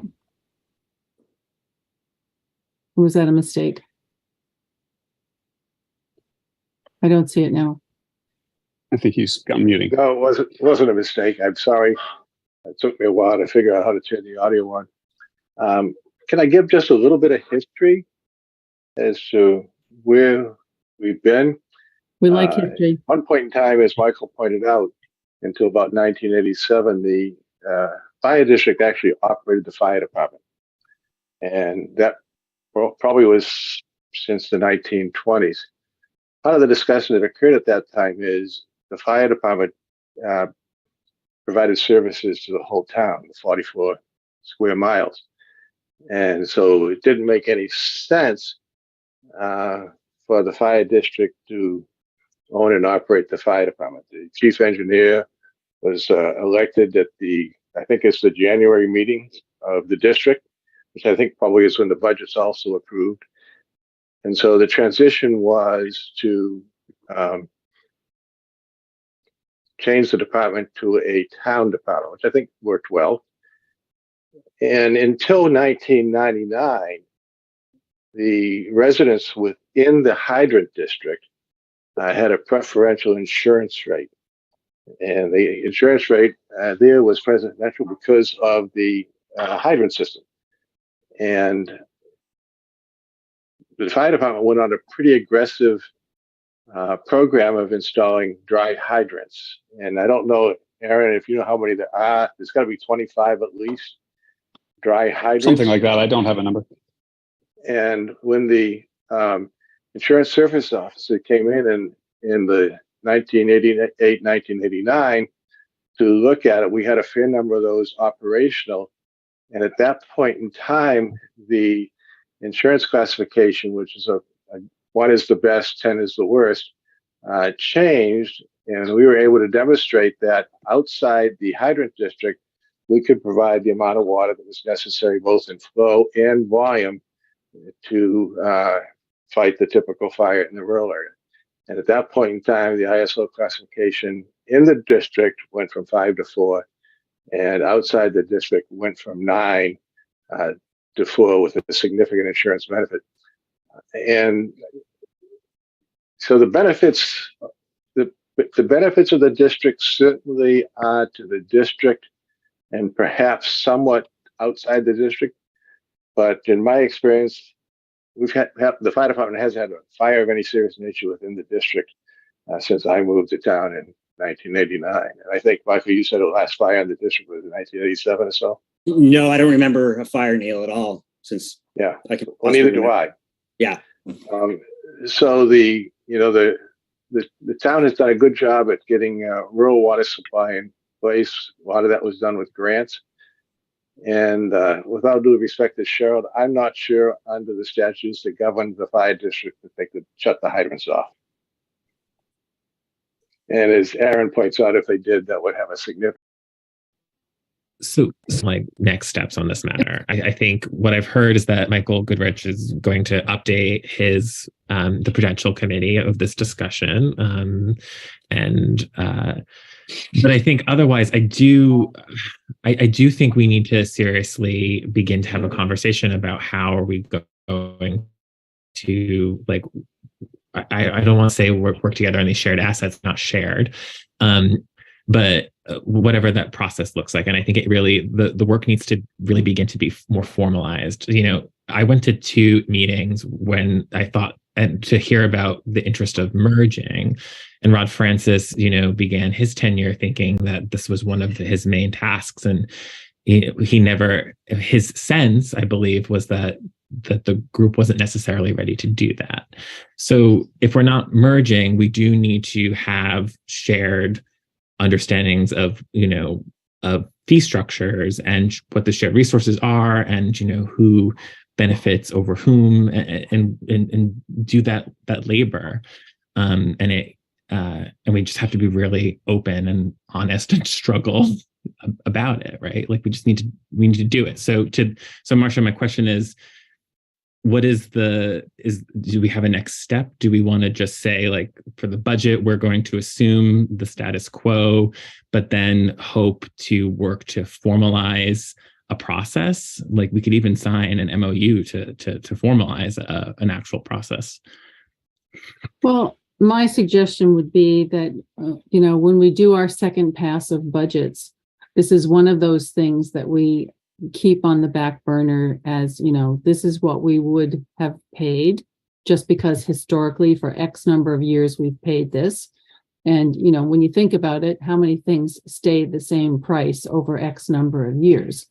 But then keep that on our radar so that we can look at the bottom line and see if there's any wiggle room so that we can do this 60,000. Because I think it's clear there is a value to this service that is immeasurable, and that we probably all as a town benefit from this through our insurance and just being good neighbors to other towns. It's immeasurable. So I think for immediately, I would like to see us keep it on the radar. I know that there are people on the board who don't want to do anything to increase, the tax liability, but I think we still have some unanswered questions about where we came out last year. And when we know that, I think we can make some decisions. Well, Marcia, and I'm sorry to jump in. I don't want Michael Goodrich to report back that there's necessarily a willingness of the board to consider the increased fee when I'm hearing that we would prefer not. So maybe we should do. I don't want to advise you to poll us, but no, and I don't think that's necessarily appropriate. I do know that you and Aaron seem to be against this, and I'm not sure about Mary and Rob, you're against it too? Yeah, so far. All right. So, and Mary? I am. I just need to see more on paper. So I can kind of imagine. So I have a thought. But yeah. Let me call on you, Aaron. Go ahead. So one of the things that I object to about this is that it is being sort of slipped into the relationship between the municipalities through the mechanism of this hydrant fee that has pre-existed in the fire department budget, rather than being a discussion that's put forward with a rationale and an analysis and a comparison to other towns and all the things that one might imagine it could have come forward as. So I would say, can we have that discussion? You have these two municipalities, we have whatever shared, like Roger's saying, shared assets, shared benefits, and let's discuss what the reasonable allocation of how these things are going to get funded between the two. And if there's a change, there's a change, but sort of saying, we had this hydrant fee and we're just going to jack it up to a third of our budget so that just by over a few years, and maybe you won't notice, is offensive to me on the face of it. And I'm just saying that that's how I feel about it. So I would like to have it as an open discussion that we actually put forward, maybe put before the town, that sort of thing. Thank you, Aaron. What I understood. I will now step back. You will not do what? I will now step back from the discussion. Okay. What I understood from the Prudential Committee was that this was all actually discussed a lot with Herb Durfee when he was town manager. And so I think this is one of those things where, dare I say, promises were made and the ball was just dropped. And I think it wasn't discussed with the fire department. I can tell you that much. Well, I am not sure whether the fire department was, I'm not saying who should have been there, but let's just go forward with the understanding that we, a town, are getting a heck of a service from the fire district, and that we as a town have to figure out how we are going to go forward so that we have this quality service and we reduce the costs that are duplicates. And also, maybe it is that we're going to do a merger, but I think that everybody in town has to have that deliberative time. In the meantime, I'm for paying our share. I think it's kind of bad if Tracy Hall doesn't have to pay for water, and I get it that there may well be exemptions, but let's not throw the baby out with the bathwater. I think that Michael has got this national association that gives advice based on all sorts of metrics, and maybe you can give us some more information about that. And if you could do that in time for our next Passover, which I think is going to be December 21st, then we can have our own little argument about budget monies and how we're going to spend things, and see where we come out. How's that, Michael? Thank you, Madam Chair. I appreciate your time. Okay. Any other comments?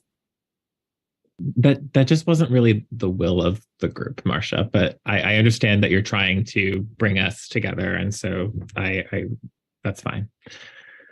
Okay. I mean, certainly nothing I said committed us to anything, because the budget is going to be the budget. And there we are. Yep. Okay.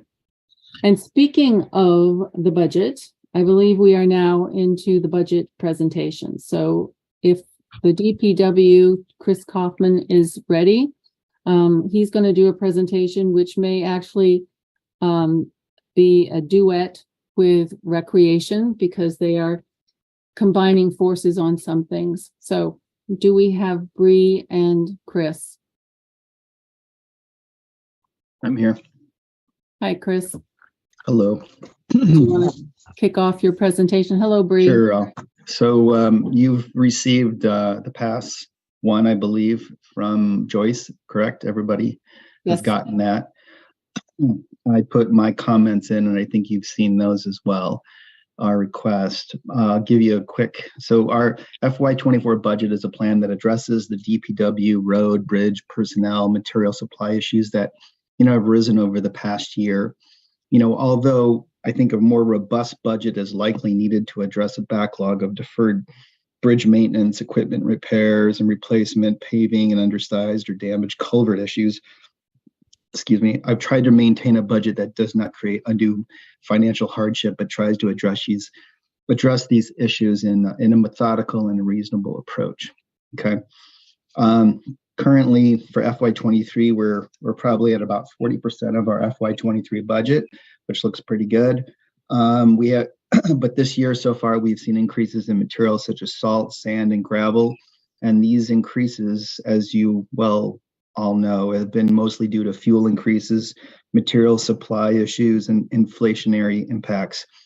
Also affected by these factors have been the cost of equipment supplies, culvert pipe, equipment parts, asphalt products, contractor supplied services, street sweeping like crack sealing, pavement marking, tree removal, equipment repairs, and trash and recycling services. Although our salary expenditures have been slightly lower due to the current open positions, some of that will be offset with the winter plowing contractor supplement that was approved. For FY24, we are proposing an approximately 9.95% higher than FY23, approximately 10%. And the major issues are a result of material supply increases, paving needs, an equipment purchase, which I'll mention, and designated fund increases that I think are fairly warranted.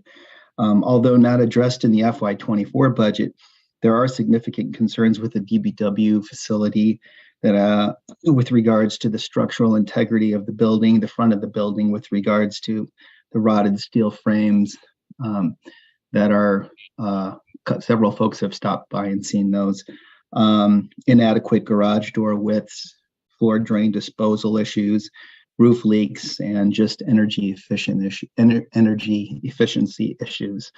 Some of the highlights I just want to mention in our budget.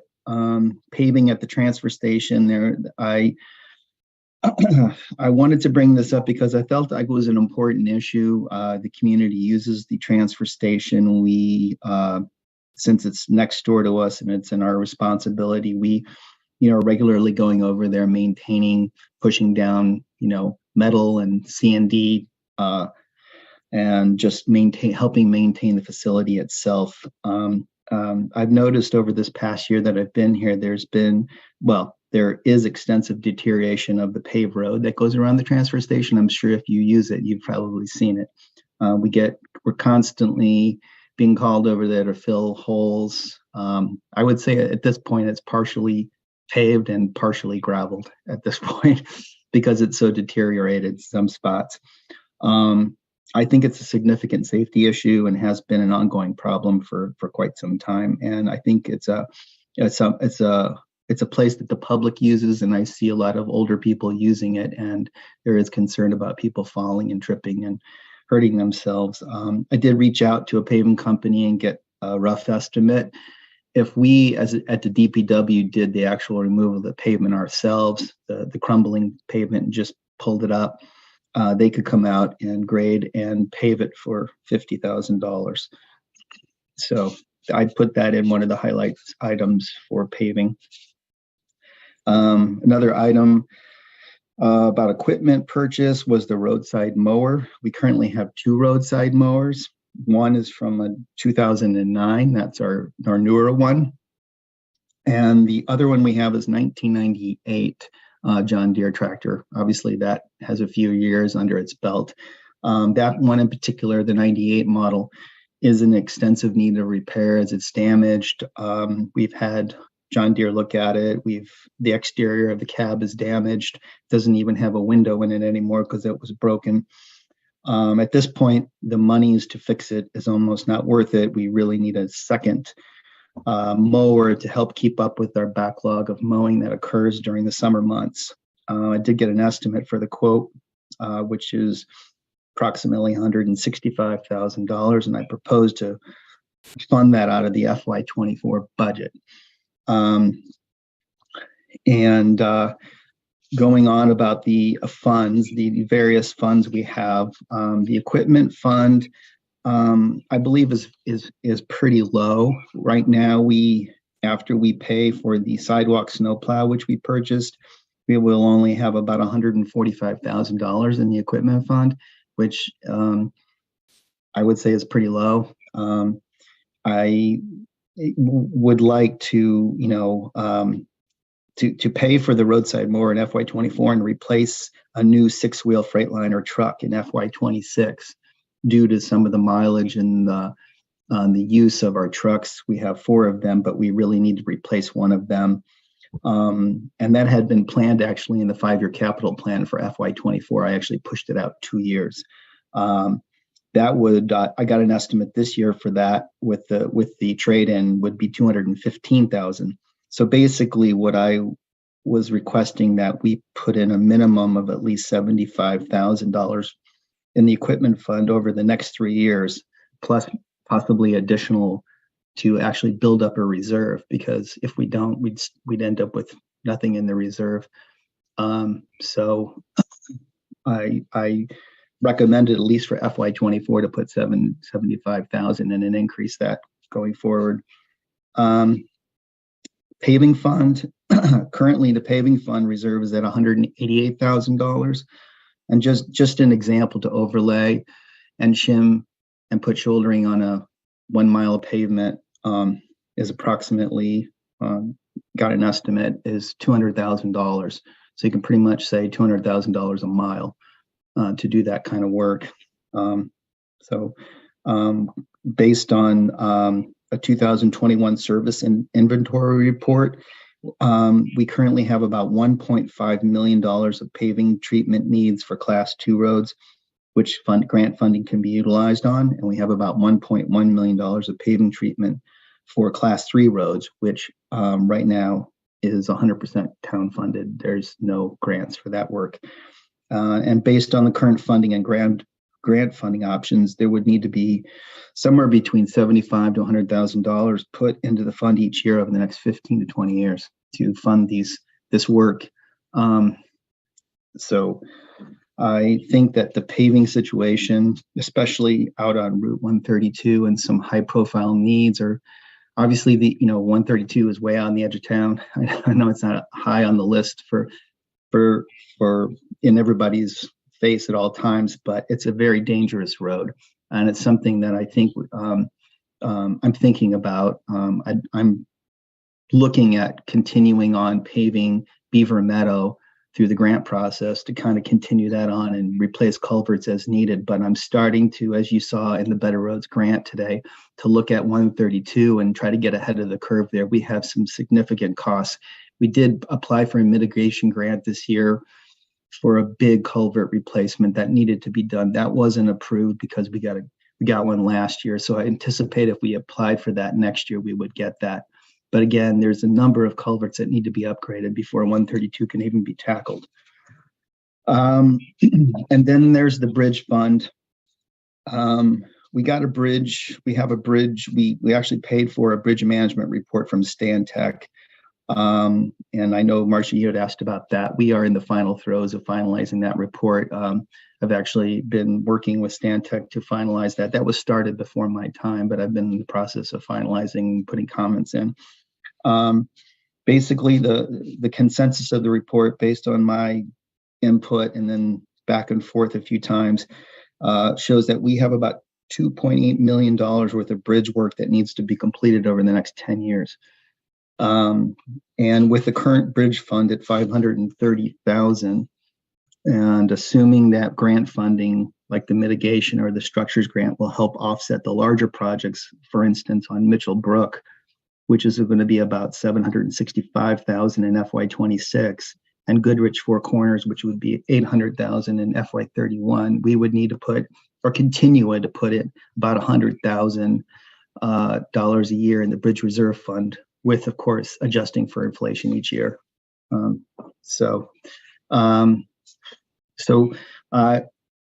this point, as you know, we get revenue that comes in from various paving grants. We get annual appropriation from V.Trans for state aid to highways, and we also get trash and recycling fees. So that's some of the revenue that comes in to help, with some of these things. But for FY24, that's my proposed budget. I just wanted to touch on some of the highlights, and I was able to go through and, adjust some of the first pass to make it look like we're really burrowing in and trying to really focus in on our needs this year, and not, grab too much. But I do think that the equipment funds and the paving and the bridge, funds, the designated funds as such, are important to get on top of. So thank you. Thank you, Chris. I'm sure everybody has questions. I do. Yep. Okay. Yep. The 9.8% is inclusive of what you're hoping to put in all of those reserve funds, right? All of the bits that you mentioned. Yes. Okay. For the FY24. Yes. Okay. And I don't see any plans here necessarily, or expenses planned for the Moore Lane Bridge. So I'm wondering, when you were talking with Chris Bump of V.Trans, what, do you have sort of a sense of how much they could help us if we decided in the future that we had to take it out, or if we decided that we were able to fix it in some way? Do we have a range of prices, and maybe do we have a range of potential grants? Well, we do have, we did phase one, which is the encapsulation part, which is the 62,000 plus, consultant time and whatnot to help get us to this point. When I met with Chris Bump out at the site, he wanted to talk to his bridge engineers and his inspection team, but I think ultimately his initial response was, we really need to wait and see what happens this summer with encapsulation. I think that's been the consensus by both V.Trans and the DEC. They really want to wait and see how effective this is working. If it is working, then ultimately, DEC's position would be, okay, this is working. There's not an issue on our end, on their end. And V.Trans, in regards to options, if the town wanted to, go above and beyond, or if the encapsulation doesn't work, there are grants, but they're very specific, and I'm not sure if they would pay for. It sort of depends on on what we would end up using it for. If we put some sort of pedestrian bridge in, they wouldn't be able to help with that, of course. And so there's different components that I think Chris needed to think about, and he's going to respond to us in an email, but he hasn't gotten back to us yet. So I don't know. What I do know in the budget right now is that we probably could do phase 2, which right now phase 2, if we still look like we're having some problems with encapsulation, the other option would be to go out and essentially grind off the surface of the asphalt and put an impermeable layer down, and then re-asphalt the entire bridge, pull out the wooden sidewalk, and essentially eliminate, or try to mostly eliminate, the surface water that's sort of working its way through the structure at times. And just we think that is another potential step that could help eliminate most of the problems. Again, from the DEC's position, they just do not want to see the sheen reaching the waters of the state. If that is eliminated, then their issue's done. So for the phase 2 that you just talked about, were you indicating that we have that money in our account, so that in the budget, so that we could actually do that? Or do we need to plan for that? Because we have 530,000 in our bridge, in our current bridge fund right now. So we do have the monies in there to do that. And we're putting in another 100,000 for the next fiscal year. So by then we would have, over 600,000. So the monies would be there. The question is, and those costs are in the bridge management report, not to replace the bridge, but to just put in the phase 1 and phase 2 efforts. So if we actually considered redoing something much more significant, that would not be a part of that. So, okay. And my last question is, 630,000 isn't really much. So do we have competing bridges that, I'm just worried about worst case scenario, we've got another bridge that has a big problem. Do we have enough? Well, right now we have enough to do what we need to do. What Stantec did is they put out a 10-year plan and the funding needed each year for the plan. So basically, I think right now as it stands, if we continue to put in our $100,000 yearly and don't have any significant other expenses, if there was a significant expense with that would impact funding the next bridge, which the next larger project would be Mitchell Brook. And that's supposed to be for FY26. So that's 2 years, and that's $765,000 estimated. Yes. Roger? So I think a lot of this conversation could be aided by the capital budget, right, that we had last year. And so I just so I will make a note to dig through last year's effort that we had approved. And so in that spirit, Chris, so thank you for your presentation. So there's paving in operating, and there's paving in reserve, right?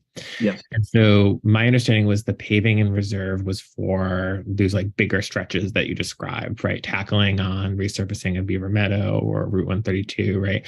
But that the paving in operating was for when we needed to be more nimble, pave a section or do patching. Is that right? Or yes, that is correct. That's not really meant to do any large projects. That's mainly to go in and, let's say we had to go in and we had to pull out a culvert, or there was some sort of thing going on when we had to do some paving. Yes.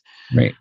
Okay. Yeah. And so when I requested the monies for the transfer station, I just was putting it into the operating fund. Operating. Okay. So that's my question. So that big bump paving is not because we're anticipating more paving from this good culvert work you're doing, but it's that transfer station item. It's the transfer station. I mean, we have a lot of culverts here that are in need of service, but we've historically been going after grants to tackle these, and it's really, frankly, it's just balancing out where we're paving and what culverts we can replace before we pave, and at least do as much as we can. I mean, we can't replace every culvert; it's just not feasible.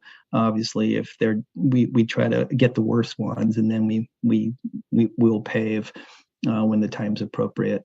But I try to tackle those first, so we're not damaging any other newer pavement that we put in. Okay, that's great. And then one more question, if I may. You had a list for the highway garage, right, of like needed improvements. And so my question is, I think previous administration was aware of that, right? And I think we had a little bit of this theme of the physical plant, I think is what Rod called it, the physical plants. So I guess my question is, have those just have been good conversations with your previous boss, or what has been committed to, what has sort of been, what work has been done, I guess, more formally? I met with Otter Creek and an external structural engineer. We never got to the point of actually approving their proposal to do the work because it was going to be, I think I'd have to go back and look. I think we're talking like, 20,000 or 10 or 15,000. I can't remember the whole thing, but it was basically sort of tackle all these issues and put them in some sort of, proposal. But the structural had their work to do before they could actually put pencil to paper to actually put dollars and give us an idea of cost for a number of these items. And so basically that was sort of tabled at that point this past year. Because I'm trying to understand, because the $27,000 that you're proposing to use for an allocation to a reserve fund, is that for those efforts or not necessarily? No, that we just put in 25,000. I believe we've historically been doing that, putting that into the fund. I just kind of bumped that up a little bit to help keep that reserve, because right now our fund is, I think, approximately $113,000 right now in the building fund, and it's not going to get you a lot. So. And you have what you need in terms of emergency management for the generator. I know that there was a lot of questions about the electrical work. Well, yeah, the generator issues are a completely separate issue. I was trying to reach out to tackle some of those generator issues, but the company we were working with essentially went out of business. And so that, and then with all the other things going on, I sort of tabled that for, tackling it another day. So we haven't moved any further on that issue. We do, Okay. We have yeah, go ahead. So no, that's it. So I guess my note to, Marcia is, I think that is sort of one of the things I think needs to be circled back about this budget, the physical plant of the highway garage and the emergency management for it. But otherwise I support this budget, and I'm done. Thanks. Any other comments for Chris? Rob? Just when I was out at the garage taking a picture for the Norwich Times fine journal, I asked Chris to show me some of the problems with the building, and it was pretty amazing. I've never seen a steel support beam flop around like just a reed before. So the building has to rise in our priorities somewhat. So we were promised a tour months and months and months ago, and I'd love to have one, Chris. When can I come visit the building? And anytime you want, you just let me know, and I'm happy to show anybody around and everybody around. Aaron, okay. Aaron's taken a look, and I know Rob has, and so anybody else, and anybody, Roger, Mary, everybody, If we all come, we have to warn a meeting at the building. So I'll probably just come on my own. Okay. Yeah. Or Mary, somebody who hasn't been. All right. At some point. Yeah. Okay. Yeah. Just shoot me an email or whatever, and I'm happy to just make it happen. So I'm a little concerned if we don't have a generator and we have an emergency, what does that mean for servicing people in town? Well, go ahead. Go, Chris, go ahead. That's your question. Oh, Well, currently, from my point of view, we haven't, obviously doesn't seem to have impacted us as yet. We do have a generator. It doesn't supply all our needs, but we can still provide the services that we need to. We may not provide the lights and the specific heat that we need, but ultimately we can get in our trucks and do our business. So I don't think that's going to be an impact. It's just holistically whether the generator will run, the entire facility as it needs to under times where we're drawing a lot of, during the winter essentially is when we're pulling on the resources harder. So okay, thank Mhm. you. Any other concerns or questions for Chris? Okay, thank you very much for that, Chris. And I know Cheryl. No, who is it? Is this Linda Cook has a question? Yes. I think just following along with what Chris has given you on the bridges, each bridge has a state inspection, and they rate the bridges and tell you satisfactory, good, and or what things you need to do to continue them going, or if a flood came along, it would take them out. You can get, and we've got to decide whether or not, like he said, pedestrian, bicycle, lightweight vehicles with weight limits or heavier, because there are grants available for the bike and walking with the transportation department. And there are grants with the state departments and federal departments also deciding on what weights you're going to put on them and what use you want. Because you're putting very heavy, large trucks, they've got what they call trailers, and they may have an excavator towed behind it. That's a lot of weight for that bridge. So just figuring out what the use is and decide from there, and that will determine going grant-wise. And they used to decide along the way as they went on this, and we haven't done that for a while, but there was a grant study of what bridges could be covered and if we'd keep them with the same usage. So I think looking at them as a whole, because I remember when Mitchell Brook with one of the storms took out some of the wooden bridges out there and they had to be done. If there's a way to rate them for usage, weights, and as he was saying, costs going to them. Thank you, Linda. I mean, the Moore Lane was rated satisfactory, if I remember, for the last year.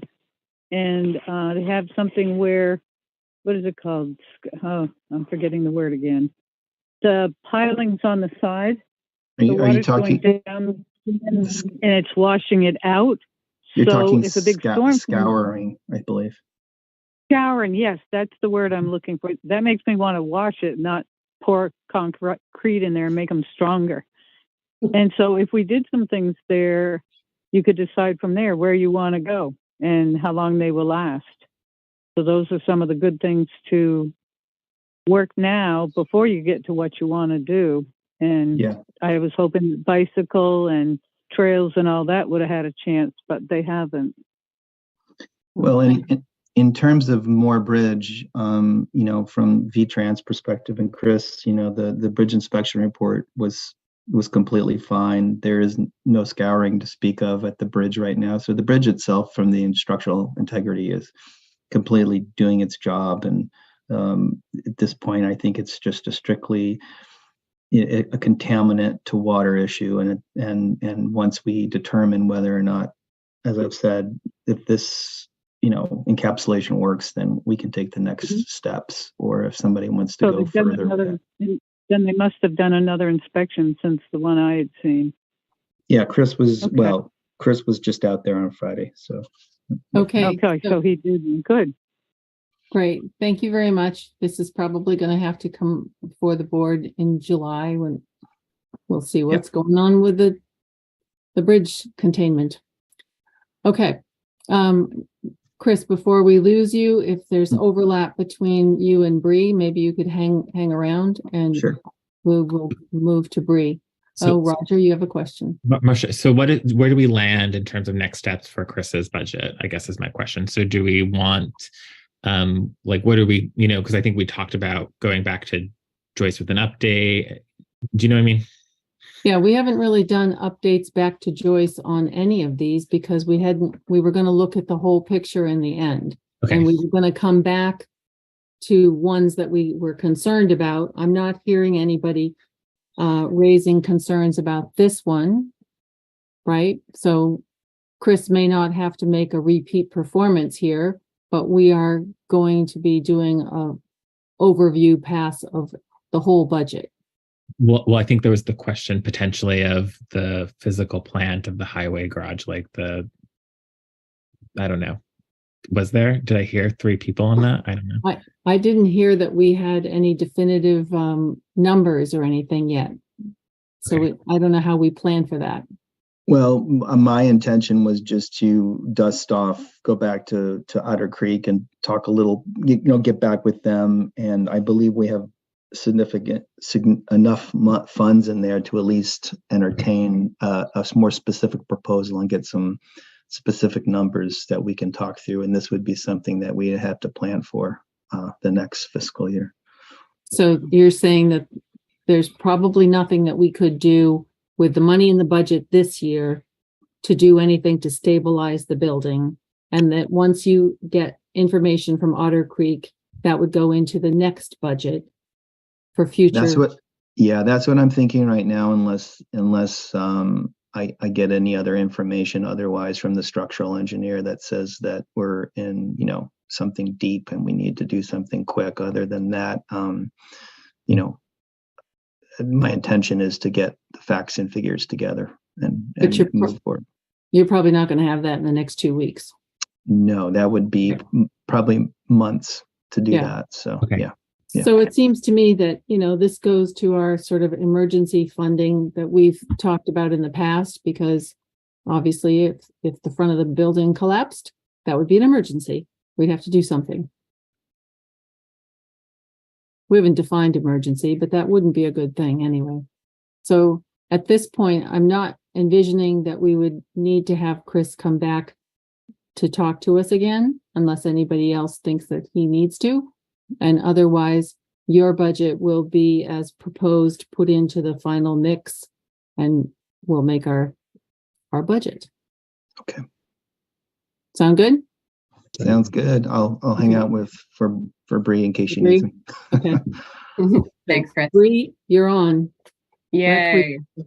Yeah. So normally I have the fund presentation, but not this year. If you've seen the budget, it's a big increase.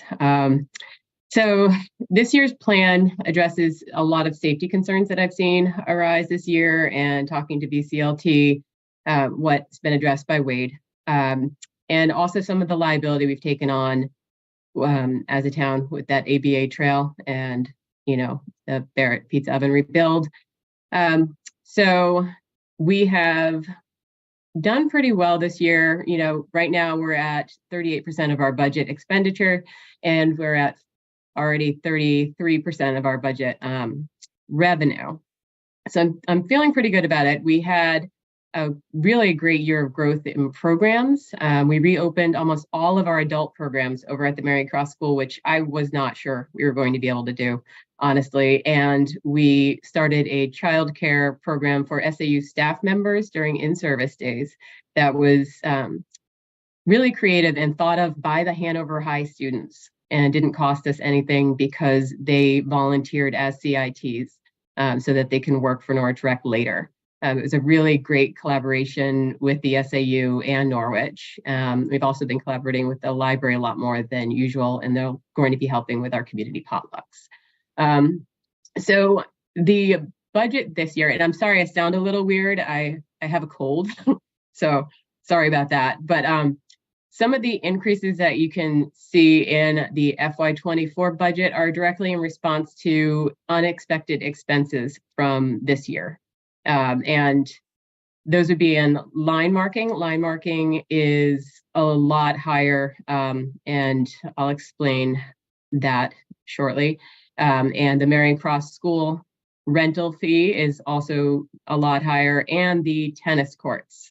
And I've also asked to fund the previously approved rec assistant. And that's where Chris and I are talking about some collaboration, mostly with the rec assistant. So the rec assistant it's a collaboration between the two of us, because I don't know if any of you know, but every year I start my season by handing Chris this enormous list of tasks for his buildings and grounds crews, and it needs to get done very quickly as soon as the grass starts growing. And right now we just don't have a lot of people to help get that done, and then they also have to close at the end of the season. So that rec assistant job would be helping me a little bit with some of the jobs that don't overlap with current DPW buildings and grounds duties, but does assist with the ice rink, the Barrett maintenance, and the ADA trail, but also helps me with athletic scheduling and the town green. And I don't know if Joyce sent any of you the job description. Marcia, did you get that? I didn't. Okay. All right. I don't know if that would be useful to send. Yeah, which line are we on? I'm looking for that one. I have not. We are still on the top up there, recreation admin assistant. Okay. So recreation admin assistant is $41,506. That number was chosen after consulting with Hanover Parks and Rec Recreation Director, the Woodstock Recreation Director, the Heartland Recreation Director, and going because we're kind of we have similar programs. Obviously, Hanover's a lot bigger than we are, but they all agreed that that's a good starting wage for somebody who would be performing these duties. They, maintaining the facilities calendar, scheduling games with the V.S.A, making sure that my inventory is up to date and that our safety equipment is actually safe, because we did have that problem last year where I had to do a full inventory and found out that all the chest pads were out of compliance. So that's what this person would be doing. Okay. I'm sorry, I have one little screen, so I'm flipping back and forth right now. So that would be the largest line item in the administration. I didn't change a lot in recreation programs other than the Marion Cross school rental fee. That is, Roger, I don't know. I didn't have a lot to do with that one, but that's the contract with the SAU and the town, and that's just the rental of the Marion Cross School and the town green. It's the same kind of agreement we had before. It's just 5 years, and it's a little bit more than it was before. I can tell you that with that agreement being signed, this summer was a little bit easier, honestly, to be able to get into the building. So I obviously that is on there. And yes, go ahead. Just a point of clarity. Yes. We had some agreement for use of Marion Cross School, kind of quid pro quo with the trail. This is a different one you're talking about? This is a usage agreement. Yeah, this is for me to use their spaces. Roger, can you help with the trail part of that? I'm not sure. It's the same one. It's the reciprocal license agreement. That's Everyone calls it something different, but we all signed a reciprocal license agreement. Yeah, I didn't think there was a second one, but yeah, the trail is installed. It's wonderful. It looks great. I will say part of that rec admin assistant is we have a responsibility for the upkeep of an ABA compliant trail. We're advertising an ABA compliant trail. I've been out there and seen some dips already. I called UVTA, and Russ was great. He told me that they're going to come out there, do some tamping, and that really the basic maintenance is going to be somebody coming out there with a bucket of hard pack and filling in the lows. So it should be fairly easy, but then we also have the added responsibility that we have to make sure that that trail is now maintained every week to make sure we don't have blowdowns on that trail specifically. I had been doing that before. I just did it this past week. The school called me about a blowdown, and the trails committee went out and took care of it. But with that trail, it's even more important to have somebody monitoring it to make sure that it's safe. I mean, it's an accessible trail. So So go ahead. two questions. Go ahead. You said that position was previously approved, Yes, okay, it was not funded. right?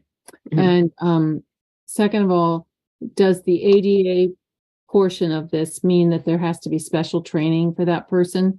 And No, it's ABA. Sorry, it's ABA, not ADA. ADA would mean that we would have to pave the forest, a path through the forest. It's ABA, which is it's a little bit of a lower standard. It works great for the kiddos that I've seen out there on the trail already who needed that trail, and needed an accessible trail. But it's the upkeep on it is a lot less, but just as important, honestly. And no special training required. No. I actually have in my budget to keep my meetings and dues trainings in there, but I would actually pass them off to the rec admin assistant so that they could go for CPI training and turf management training, and so that they can take the continuing ed classes that the Vermont Recs and Parks Association offers. In that, the CPI training is certified playground inspector. So that's what Wade Mazur from VCLT does for us. But we can have a staff member certified on that, which does have a little module on it for ADA and ABA compliancy. I took a workshop on it, but I think it's important that if you don't know anything about it, that you also attend some training overall in playgrounds and athletic, turf, and field. Okay, thank you. Going down, I know the board recommendation had some increases in instructors and program wages. Those are some line items that I feel pretty confident that will be okay keeping level for last year. Those are staff members, and that the instructor fee was going to be for the Bagua and the fencing programs that were going to be coming back, and neither of them came back. So fencing has moved to Hanover Parks and Rec as of the pandemic because they wanted to keep going, and Bagua just has not restarted. So the programs that have restarted are not contracted. They're not contractors. They're not the people that we have to pay the 30-70 split. So I feel pretty confident that our staff costs will stay pretty level next year. However, the referee and umpire fee did have to go up, and I don't have a lot of control over that. That is the Upper Valley Rec Association. We are part of that UVRA, and we all together decided that we needed to increase the amount that we were paying for our officials because some of the towns were trying to outcompete the others, and they were paying like $90 per game. And so we increased our fees by not that much, very honestly, and so that we're all level. We're not competing against each other. And I've already had a hard time getting referees and officials. So it's nice to know that we won't be doing that, and that we all are collaborating together and making sure that all towns are covered. And let's see, the FICA and Medi down there, that Joyce said that was because of the new admin assistant. I did increase uniforms, not a lot, and that is because we have the reversible jerseys for basketball, and we just needed more of them. We just didn't have enough of them. And basketball season has started, and I've planned once we buy more jerseys, we're going to use them for two sports now. So they're going to be for basketball and for lacrosse. And the uniforms are actually bought by the parents. So any cost that we're putting in there, we're going to see it come back out or come back in revenue. So that one's a pretty easy one. But then we get down to field care. Field care, I've agreed with the board that increase because materials just keep going up, like Chris said.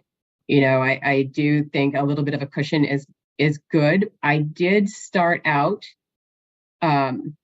thinking that we might have to contract out the field care, but talking to Chris, he was pretty confident that if we still pay for the materials like we do, that we will have the staff. We already have the equipment, to do an aeration of the fields and keep it in-house, aeration, overseeding. We don't need to irrigate because honestly, we can't irrigate, but we shouldn't need to irrigate again unless there's a huge drought. And that was really an off year. And fertilizing and some grub control. So we kept that at the recommended increase, but line marking I did put up there. Line marking is up specifically for the field setups.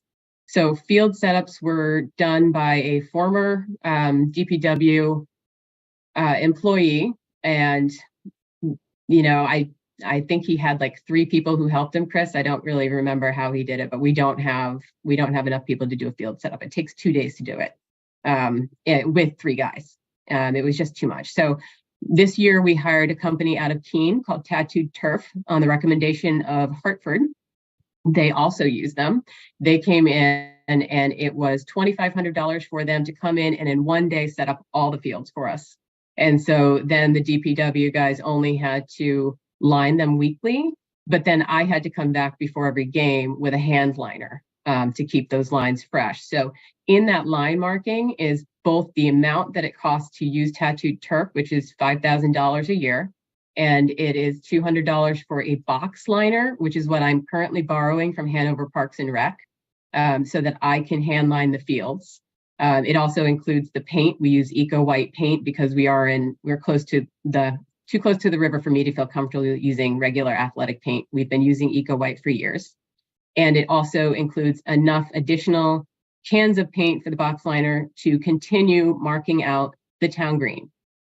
So this year we had so many little kids join soccer. Actually looked at it was an incredible amount. So we went up 60 kids alone for kindergarten and co-ed first grade soccer. It was, I went out there and the coaches were like, we need fields. And so Ben and Keith came over and they did a great job. They helped me after I marked it out. We put out 2 really simple fields. So that also covers being able to keep putting out 2 fields on the town green as well. And blame that on the World Cup. Do you blame it? Really? He's not kidding. Actually, we play World Cup during summer camp, and the kids love it. And now they're even more rabid. And the portable toilets have gone up because the costs to clean those portable toilets have gone up. So that is an increase that was told to me directly from Zach. This year I had to pull one of the toilets because it was going to go over budget, but it was the Marion Cross toilet, and I don't feel right about that. So what Zach from K&R does, he monitors all the portable restrooms in Norwich and lets me know which ones are seeing the most use.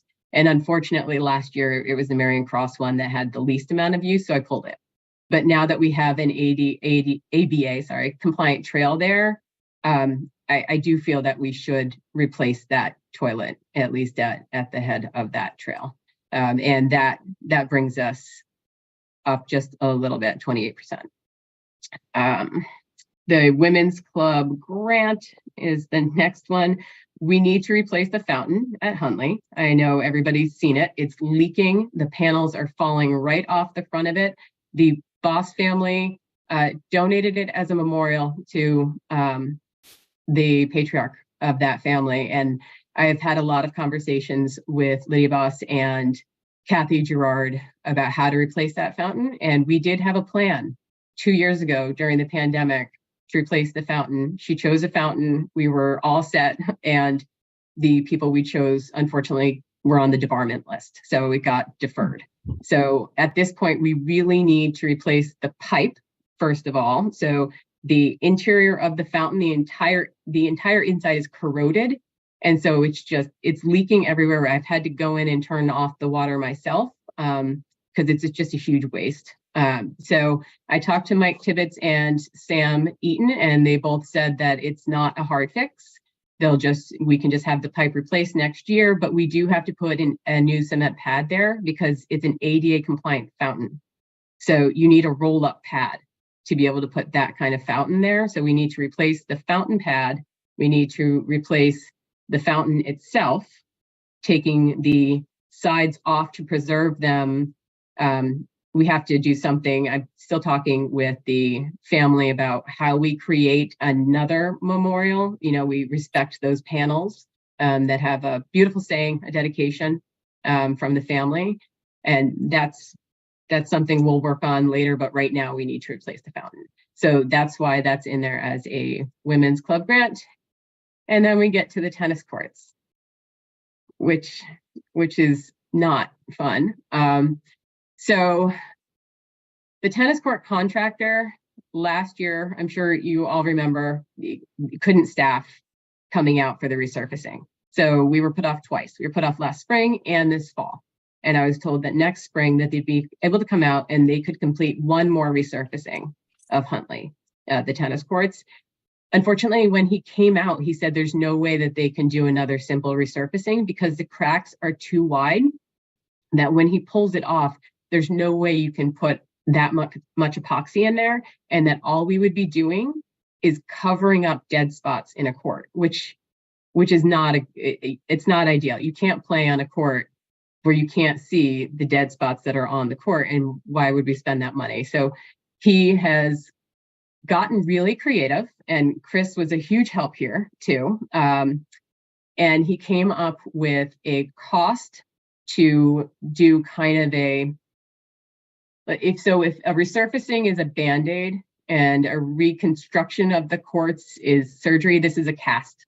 So this would put down 2 to 3 inches of material on top of the current courts after scraping off all of the material that's there now, cleaning out the cracks, filling the cracks, and then laying asphalt on top of all of it, and then resurfacing the courts, putting down all of the lines.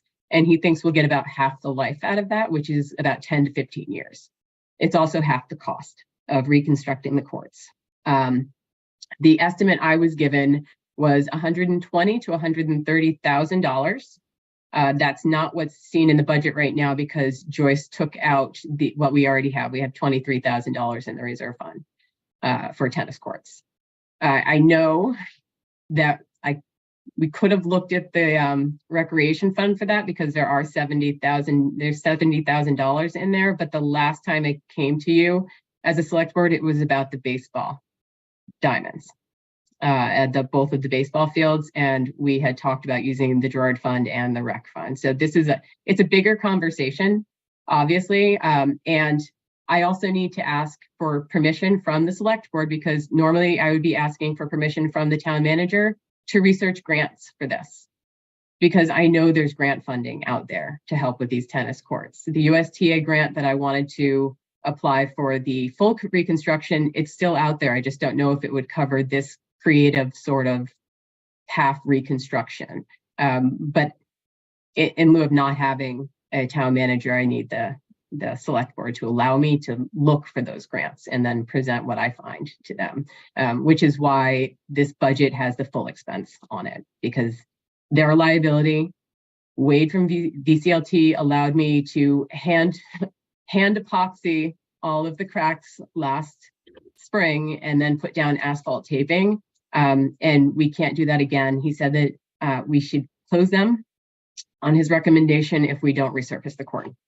And that's okay. If we feel like this is something that the town can't support, it's not important for this year, or, it's a huge increase that none of us were expecting. I didn't expect them to fail this year. I thought we were going to get a resurfacing out of them. Then we close the courts and work on getting them fixed so that we can reopen them later. I did look at how much revenue I get out of those courts, and this year it was $4,800. So they're important. They're definitely important to the community, but it is a huge price to keep them safe and usable. So Bree, you said that Chris was a big help with this. He was. Yeah. So is he doing in terms of solution or providing the paving or? No. So what I was told by the contractor was that if we could somehow contract out the paving separately, that he might be able to make it a little bit more affordable. It didn't turn out to be more affordable, but Chris did a lot of legwork on that. When Blacktop came down, he brought them down there and walked through it. But it ends up being just about the same price. Okay. Good collaboration, folks. Good collaboration. Roger, you're first. A couple of questions. So when was and I just need to find that document clearly. When were the tennis courts slated for replacement in the capital plan? Do we know? I believe it was 2005. I mean, sorry, 2025. Okay, so this is going one fiscal year ahead, is what you're suggesting? Yeah, and that was if we couldn't get them resurfaced, like fully resurfaced, if we could only patch them.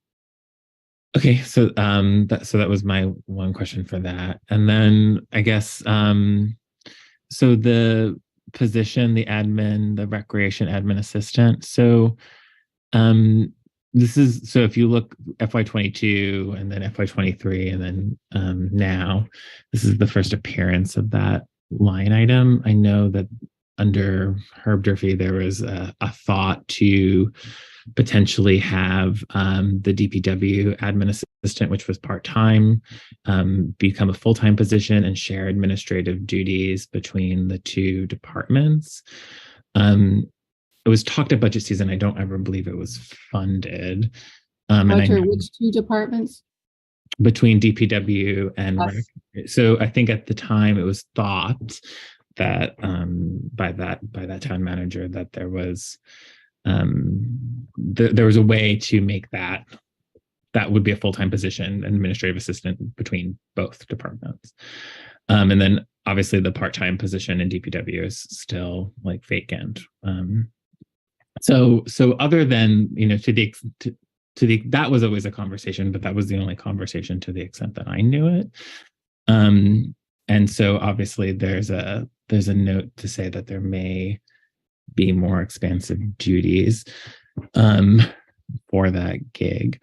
I guess I just want to state, I do think that the rec department should have an assistant. I think it makes logical expansion. One of the things that was really underscored to me in the last budget cycle by fielding a Sensa is that, that this department brings an incredible amount of revenue in. It more than covers its costs. And he, I think, had worked for finance in a rec department elsewhere. And so he was very effusive and saying, like, no, you need to understand that this is actually really exceptional. So I think it's certainly justifiable. But I also am reluctant to make that change this year. So I guess I want to go on record as saying I support that, but I don't support it this year. And then I also would want to know more about how the position is structured. And I'm also concerned, and I can't say too much to this, to the extent that it would need to be a bargained position. And what does that mean? What is a bargained position? Subject to the collective bargaining agreement, that it would be a part of the union. And it's obviously not, it may or may not affect that. Yeah. So I don't want to, I can't speak to that, and I don't know too much. So that's all my stuff. Okay. Chris and I talked about that, and it didn't seem like this position would be, which just to me says that I need to send you the job description. Right. So my only comments, Marcia, is that I would like to circle back on the additional year. So essentially fast tracking the tennis court. I think we need to circle back on that. And but I don't support the other operating. So I support the reserve fund allocation increase potentially, but I'm less willing to support the operating changes. So my question, Rob, go ahead. Well, the tennis courts, where's the damage at the edges? It's the whole thing. So last year Wade had us shut down all of court 1, and then I asphalt taped every single court, and I had volunteers come down and peel up the entire back court and then scrape down the edges so nobody could trip on them. I was hoping we could turn it into pickleball. No, you know what? It's very funny because the contractor, Make the when he big gave bucks me, on that. no, he said that he thought we could put 4 pickleball courts down there. Yeah. Yeah. It's good income. Yeah, Be he's a lot of yeah. skis there. So Well, my question is, if we're making substantial revenue from this department, does that revenue cover all of this budget basic, or does it at least cover this new position? I think so this year I was actually suggesting an increase in my revenue projection because I do feel strongly that when I pulled all of my numbers for this year, I was even surprised at the performance this year, and I was already suggesting that we increase the revenue projection. I mean, I think we could at least, if I was looking at increasing the revenue to cover this person, I'm sure I could do that. I think that's worth looking at. So I think we should have those numbers for reviewing the final budget. Okay. Aaron. I just want to say this looks great, and thank you.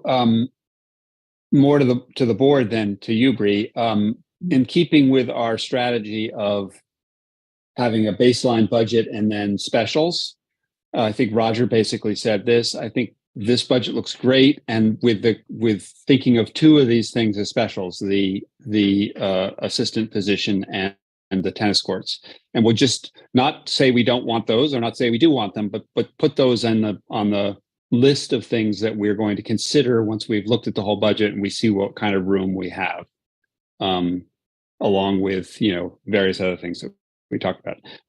I think yes, of course, if you can give us some revenue numbers and project some increases, that would cover some of this, and that would be very helpful. Okay.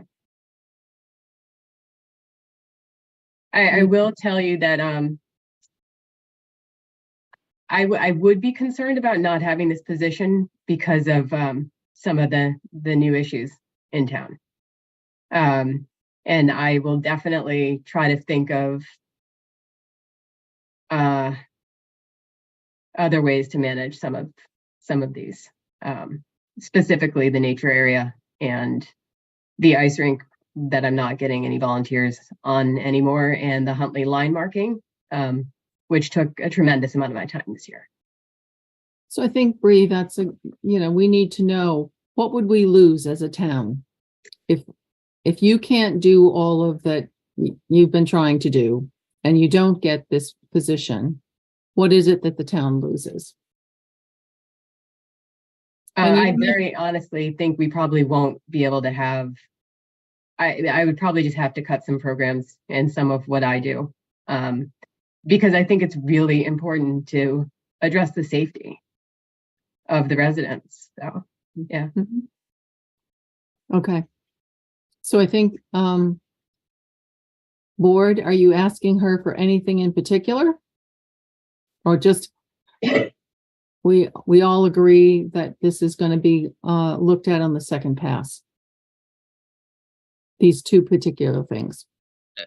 Potentially. I mean, I would say, Marcia, that that there's been this. I'll say this across departments, that there is proposals for new positions, and new positions provide long-standing obligations, not just which is a distinction. Which is not. It's not just a special. I would say, like, tennis courts are a different kind of expenditure and a different funding mechanism than having staff. And so, I'm suggesting, I'm acknowledging that there may very well be a need for additional staffing in our rec department, particularly since it is so prolific. But I'm just reluctant to do that this year, I'm reluctant to do that this year. That's all. Okay. I still have an open mind. And Mary, and you haven't said anything. Do you have any comments? Only on the volunteer front. I think it is fair if the volunteers don't show up to not do things. we kind of did that with the rummage sale, which was startling to people, but it became sort of dangerous for the elderly volunteers in that case. And it was hard to disrupt that town tradition. And I imagine if, especially the ice rink is so iconic, it's so beautiful, but if you don't get the volunteers, I think it's entirely fair to suspend the activity. And I would support you in doing that. I would take some slack. I'll just say that Aaron? the fire department will definitely. Hi, Aaron. You're recognized, Aaron. Okay, I'm sorry. I'll just say that the fire department will definitely volunteer to flood the rink. Yes. But not necessarily shovel it off every time. You won't hose it? Oh, no. Well, not, yeah, I don't know. Yeah. I don't want to overstep. Yeah. But to flood it the first time.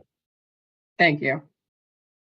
Yeah, but the caveat there is that if you hose it, you sweep it. Yeah, So- and right now it's my husband. So it's my family doing that rink with like a few other volunteers. And yeah, that's also why that was one of the duties for the assistant. Bree, every time I talk to you, I'm amazed at all of the things that you're doing for the town. And I know that people really depend on it and love it. And I think if we can do this, we should do this. You bring in enough revenue and you provide enough enrichment to the town that this is certainly worth spending money on. My personal opinion. Okay? Thank you. All right. Thanks very much. Thanks. Thanks, Chris, for hanging around. You're welcome. Thank you. All right. Now we will move on to planning and zoning.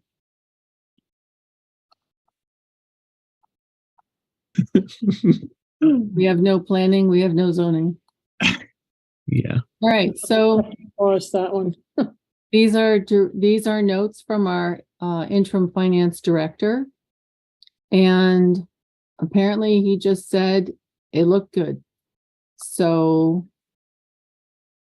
there was no information. This kind of bothers, that's skipping ahead. Town manager workbook. I guess Fielding looked at that before he left. There are a few lines where Joyce added detail to the comments, and these are noted with JH following Rod's comments. And 5 lines that Rod said need to be completed by the select board and committees, and those are highlighted in yellow. So can we, I'm sorry, Marcia.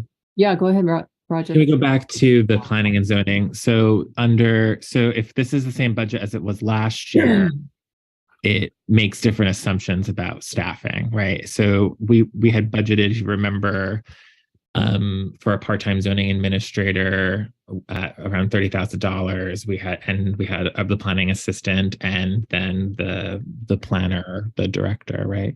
So I guess so in looking at this budget, it's just what we budget, like things evolved really quickly with the department in many ways, right? But what we had budgeted was for that part-time zoning administrator as a distinct position. So I just want to, and I think we spent a lot of time justifying and intellectualizing that, but I just want to acknowledge that I think that's what the structure is being proposed here, or being funded rather than proposed.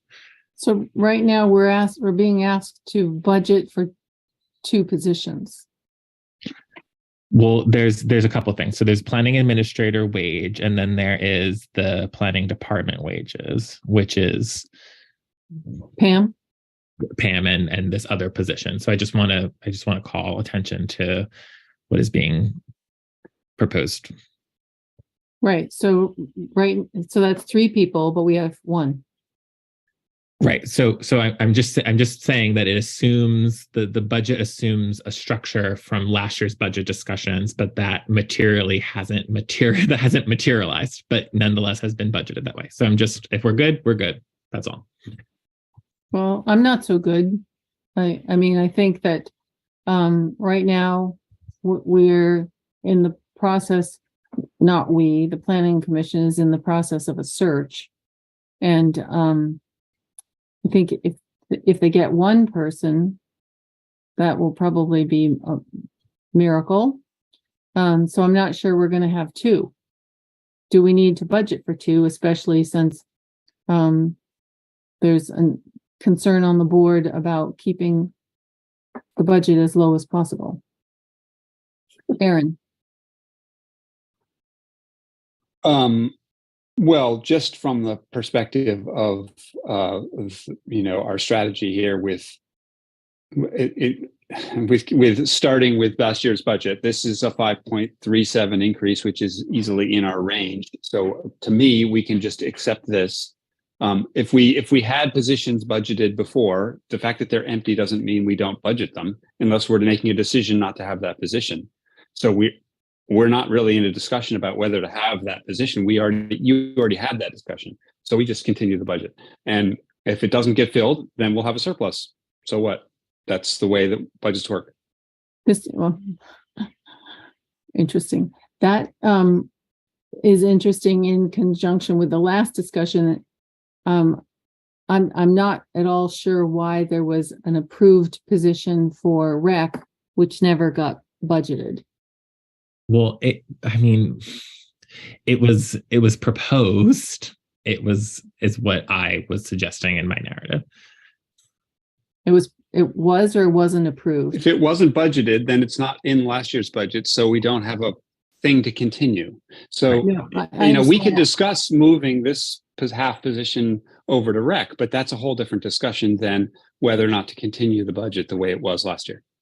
I didn't suggest that at all. I'm just trying to understand consistency. And so I'm just wondering, historically, and it's kind of going back to the rec thing, was it ever approved, whether or not it was filled? We budgeted for it. Yeah. Okay. You did budget for it. Well, yes, that's what. No, I mean the rec. I should not have called attention to it. I'm so sorry. We're good. No, it's a very good thing to call attention to. So I'm just wondering, had we budgeted rec before? No. No. The rec one. No. Okay. But we budgeted for the structure for zoning that I've talked about. We received a proposal. We had there was a presentation. I remember. Yeah. Okay. So I guess there's nothing to change here. The only then I would say too is I guess the hiring of this position would be such that I guess if you can't get the standalone part-time zoning admin, one strategy that we saw is you go back to the combined position and the wage, it's a line item transfer, right? Where you perhaps adjust the salary for the one shared role. At the moment, we're just waiting to see what we're presented with for a recommendation for a person. Right. Well, that's another whole conversation, right? The planning commission makes a nomination, but in terms of funds and who is responsible for managing those funds, that's another whole management conversation. Right. So I'm just saying at this moment, we don't have to worry about that. And if there are shifts here, there's money, right? Yeah, I think so. Yeah. Yep. Rob? Shifts from where to where? Shifts within the planning and just because they've got two positions budgeted and right. And so if they only get not one a shift, not a shift from planning to rec. No. It would be an inter-office shift. All right. So nobody has any problems with this particular budget. Okay, good. So that brings us back to town manager and finance office. And I'm going back to this. So the highlighted yellow lines in that budget, does anybody see those? Where is it? There they are. The highlighted yellow lines are for, town manager recruitment, town manager reallocation expenses. These are so small. Select board committee expenses, I think that is. Energy committee grant and V.S.A grant. Committees to be determined. Anybody want to translate that?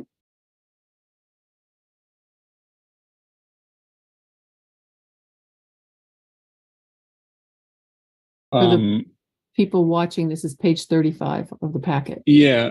So it seemed the committee's ones are easy enough, right? I mean, I don't know what energy committee grant is. Was that it's not a funded thing in the past, so I don't even know what that is. But energy committee has a budget, and that's already, I think they've already sent you a proposal. It's probably exactly the same. I haven't seen it yet, but hopefully Joyce has. I think it was, I sort of vaguely remember that it was a while back. Select board committee expenses. There isn't something from, well, let's see, there doesn't seem to be anything from last year. So I would say that's, unless we know what, that seems like that's minor. The other two, I don't know. Town manager recruitment, town manager relocation. So, well, those would just those are just wide open, right? Well, except that we're going to have to sort of think about that, hopefully, at some point, but. Right, but do we think we can budget? Can we make up a number for 2024 for such a total unknown? I don't know how we would project that. Mary, Roger, who you've been on these in the past, do you remember? What is the question? I'm sorry. Question is, do we want to try and budget anything for a future town manager recruitment expense, which could be pricey, and also town manager relocation expense? So the relocation expense, sorry, became a line item because it was a commitment in the contract, Herb's contract, that he never exercised, actually. So that's where that was created. It was separated from the recruitment. Okay. Yes, Mary? I mean, I don't think we've really worked out the details of how we're going to recruit a town manager, but if we're talking about a national search, things like relocation might be part of it, but I don't really see how we can, we just have to guess at those two line items, I think, at this point. But that, yeah, I think that's the point. If we had to actually incur the expense, we'd probably just have to, I don't know what we do.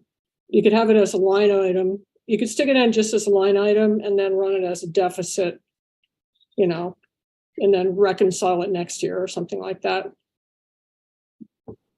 Put $1 in each one. Rob, yeah, I was thinking 50,000 in each one. Rob, go ahead. My understanding would be that most of the recruitment expenses would be this year. And hopefully we won't be needing to spend them next fiscal year. The relocation might, though, if we find somebody who wants to start in 7 months, that's next year. So it's the budget. Pretty close. So I'm hearing you. Oh, Aaron, you have one more comment on that? Well, one more was, I think in the Gorman, wasn't it? Memo. Yeah. Mary Gorman. Mary Gorman thing about recruitment agencies. Didn't she have an estimate of what there was something like a quarter or a third of the salary was a likely fee? We could throw that in there. We could throw a number in. That would be a way to estimate, were it to be in fiscal year 24 that we hired an agency, it would be something like, what's that? You just said 50,000. That's probably the right ballpark. So we could stick that in there. If it turned out that we did that this year, we could then use that money for relocation. That was a deficit in that other line, as Mary suggested, where, so we could stick 50,000 in there if we think that's prudent. That seems plausible to me. I don't know. Anybody else? The only thing I would add is the sort of the kinds of the difficulties, the barriers in actually getting someone here. We know that there's relocation expenses and there's also like a housing shortage, right? And so when we think about relocation, you just might want to assume the average rent for 3 to 6 months. If we know that we have a strong candidate who can't actually find a house or an apartment to rent, it could become one of these gestures. But I also think I think the referencing that memo and using the third is also probably fine, but just also know that we can for what I just described, we could pull from if that was something they required assistance for contractually. Lately, I see rentals for $3,000 a month for houses. 6 Yeah, months. it's about $1,000 a bedroom in Norwich. So 18,000, maybe 20,000 for relocation, 50,000 for recruitment. We could throw that in there. That budget is currently flat. So yeah, that won't take it over our 7% or whatever we're looking at. So sure, throw it in there. 20 and 50. It's only money. All right. It's like paying taxes and it's money out of your pocket. Right. We are going to look at the whole picture. Right.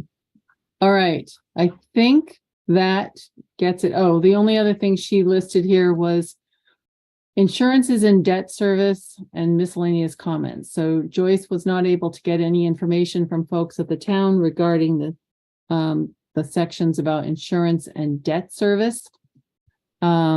Rod's comments are presented, and after a phone call with Fielding, the bond documents were located on Monday the 5th.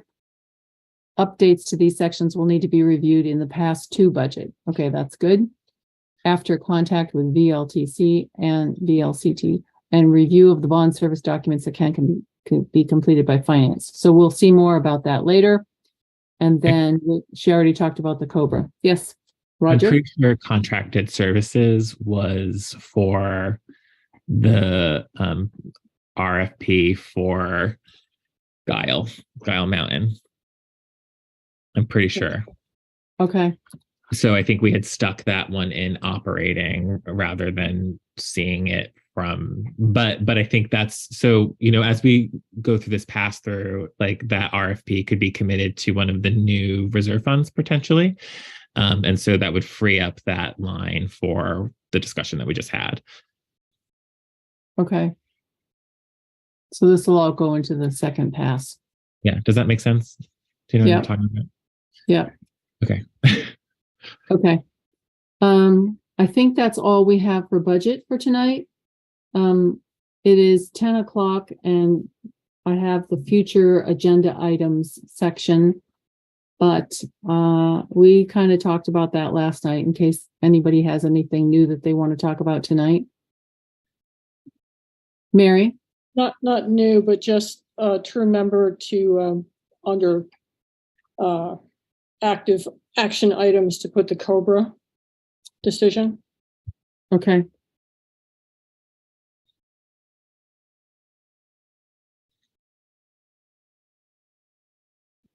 And you mean by action items, put the COBRA decision? Okay, I mean, if today we talked about possibly the possibility of hiring a COBRA administrator.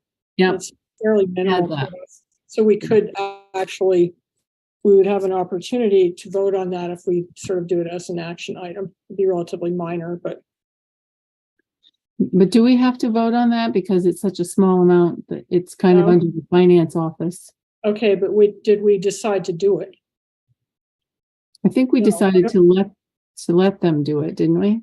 I don't think so. I thought it was sort of advisory just because we don't have a town manager. That would be something that the town manager could just do. Pick up on. Yeah, I don't think we need to approve it. Okay. And it needs to go into the budget for professional services. Yeah. That's true. Yeah. But it's like $500. So it's. Yeah. Yeah. It's not that much. Yeah. Okay. Yeah, I think we are finished. Does anyone in the public have any comments about the budget or anything that we've talked about tonight or suggestions for future consideration?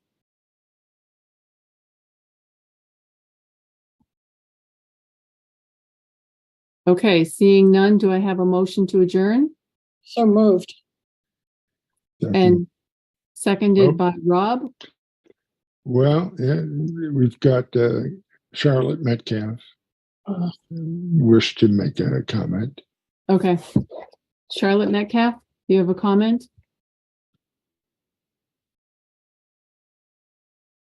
I can't hear you, Charlotte. Charlotte? I'm sorry. I don't know whether it's appropriate for me to speak now or to wait till another meeting to talk about the budget, because certainly budgeting for our police is a part of what we're talking about and we're seeing in the news today. I had intended to follow up on something that Manu had talked about at our last meeting yesterday. And if it's okay, I will speak to it now. I will wait until another meeting when you decide it is more appropriate to talk about the police budget. We are going to have a second pass on the police budget, so it might be more appropriate to do it then. Thank you. Okay. And I'm sorry if you waited all this time. Well, yes, but I also, I think you guys do an awful lot of work, and I thank you for everything you're doing. And it's been an interesting evening, despite the fact that I didn't have my chance tonight. Thank you. Thank you, Charlotte. Anyone else? All right. I think the motion is on the floor. I think Rob seconded it. Did you? Yes, he did. All in favor? Meeting adjourned.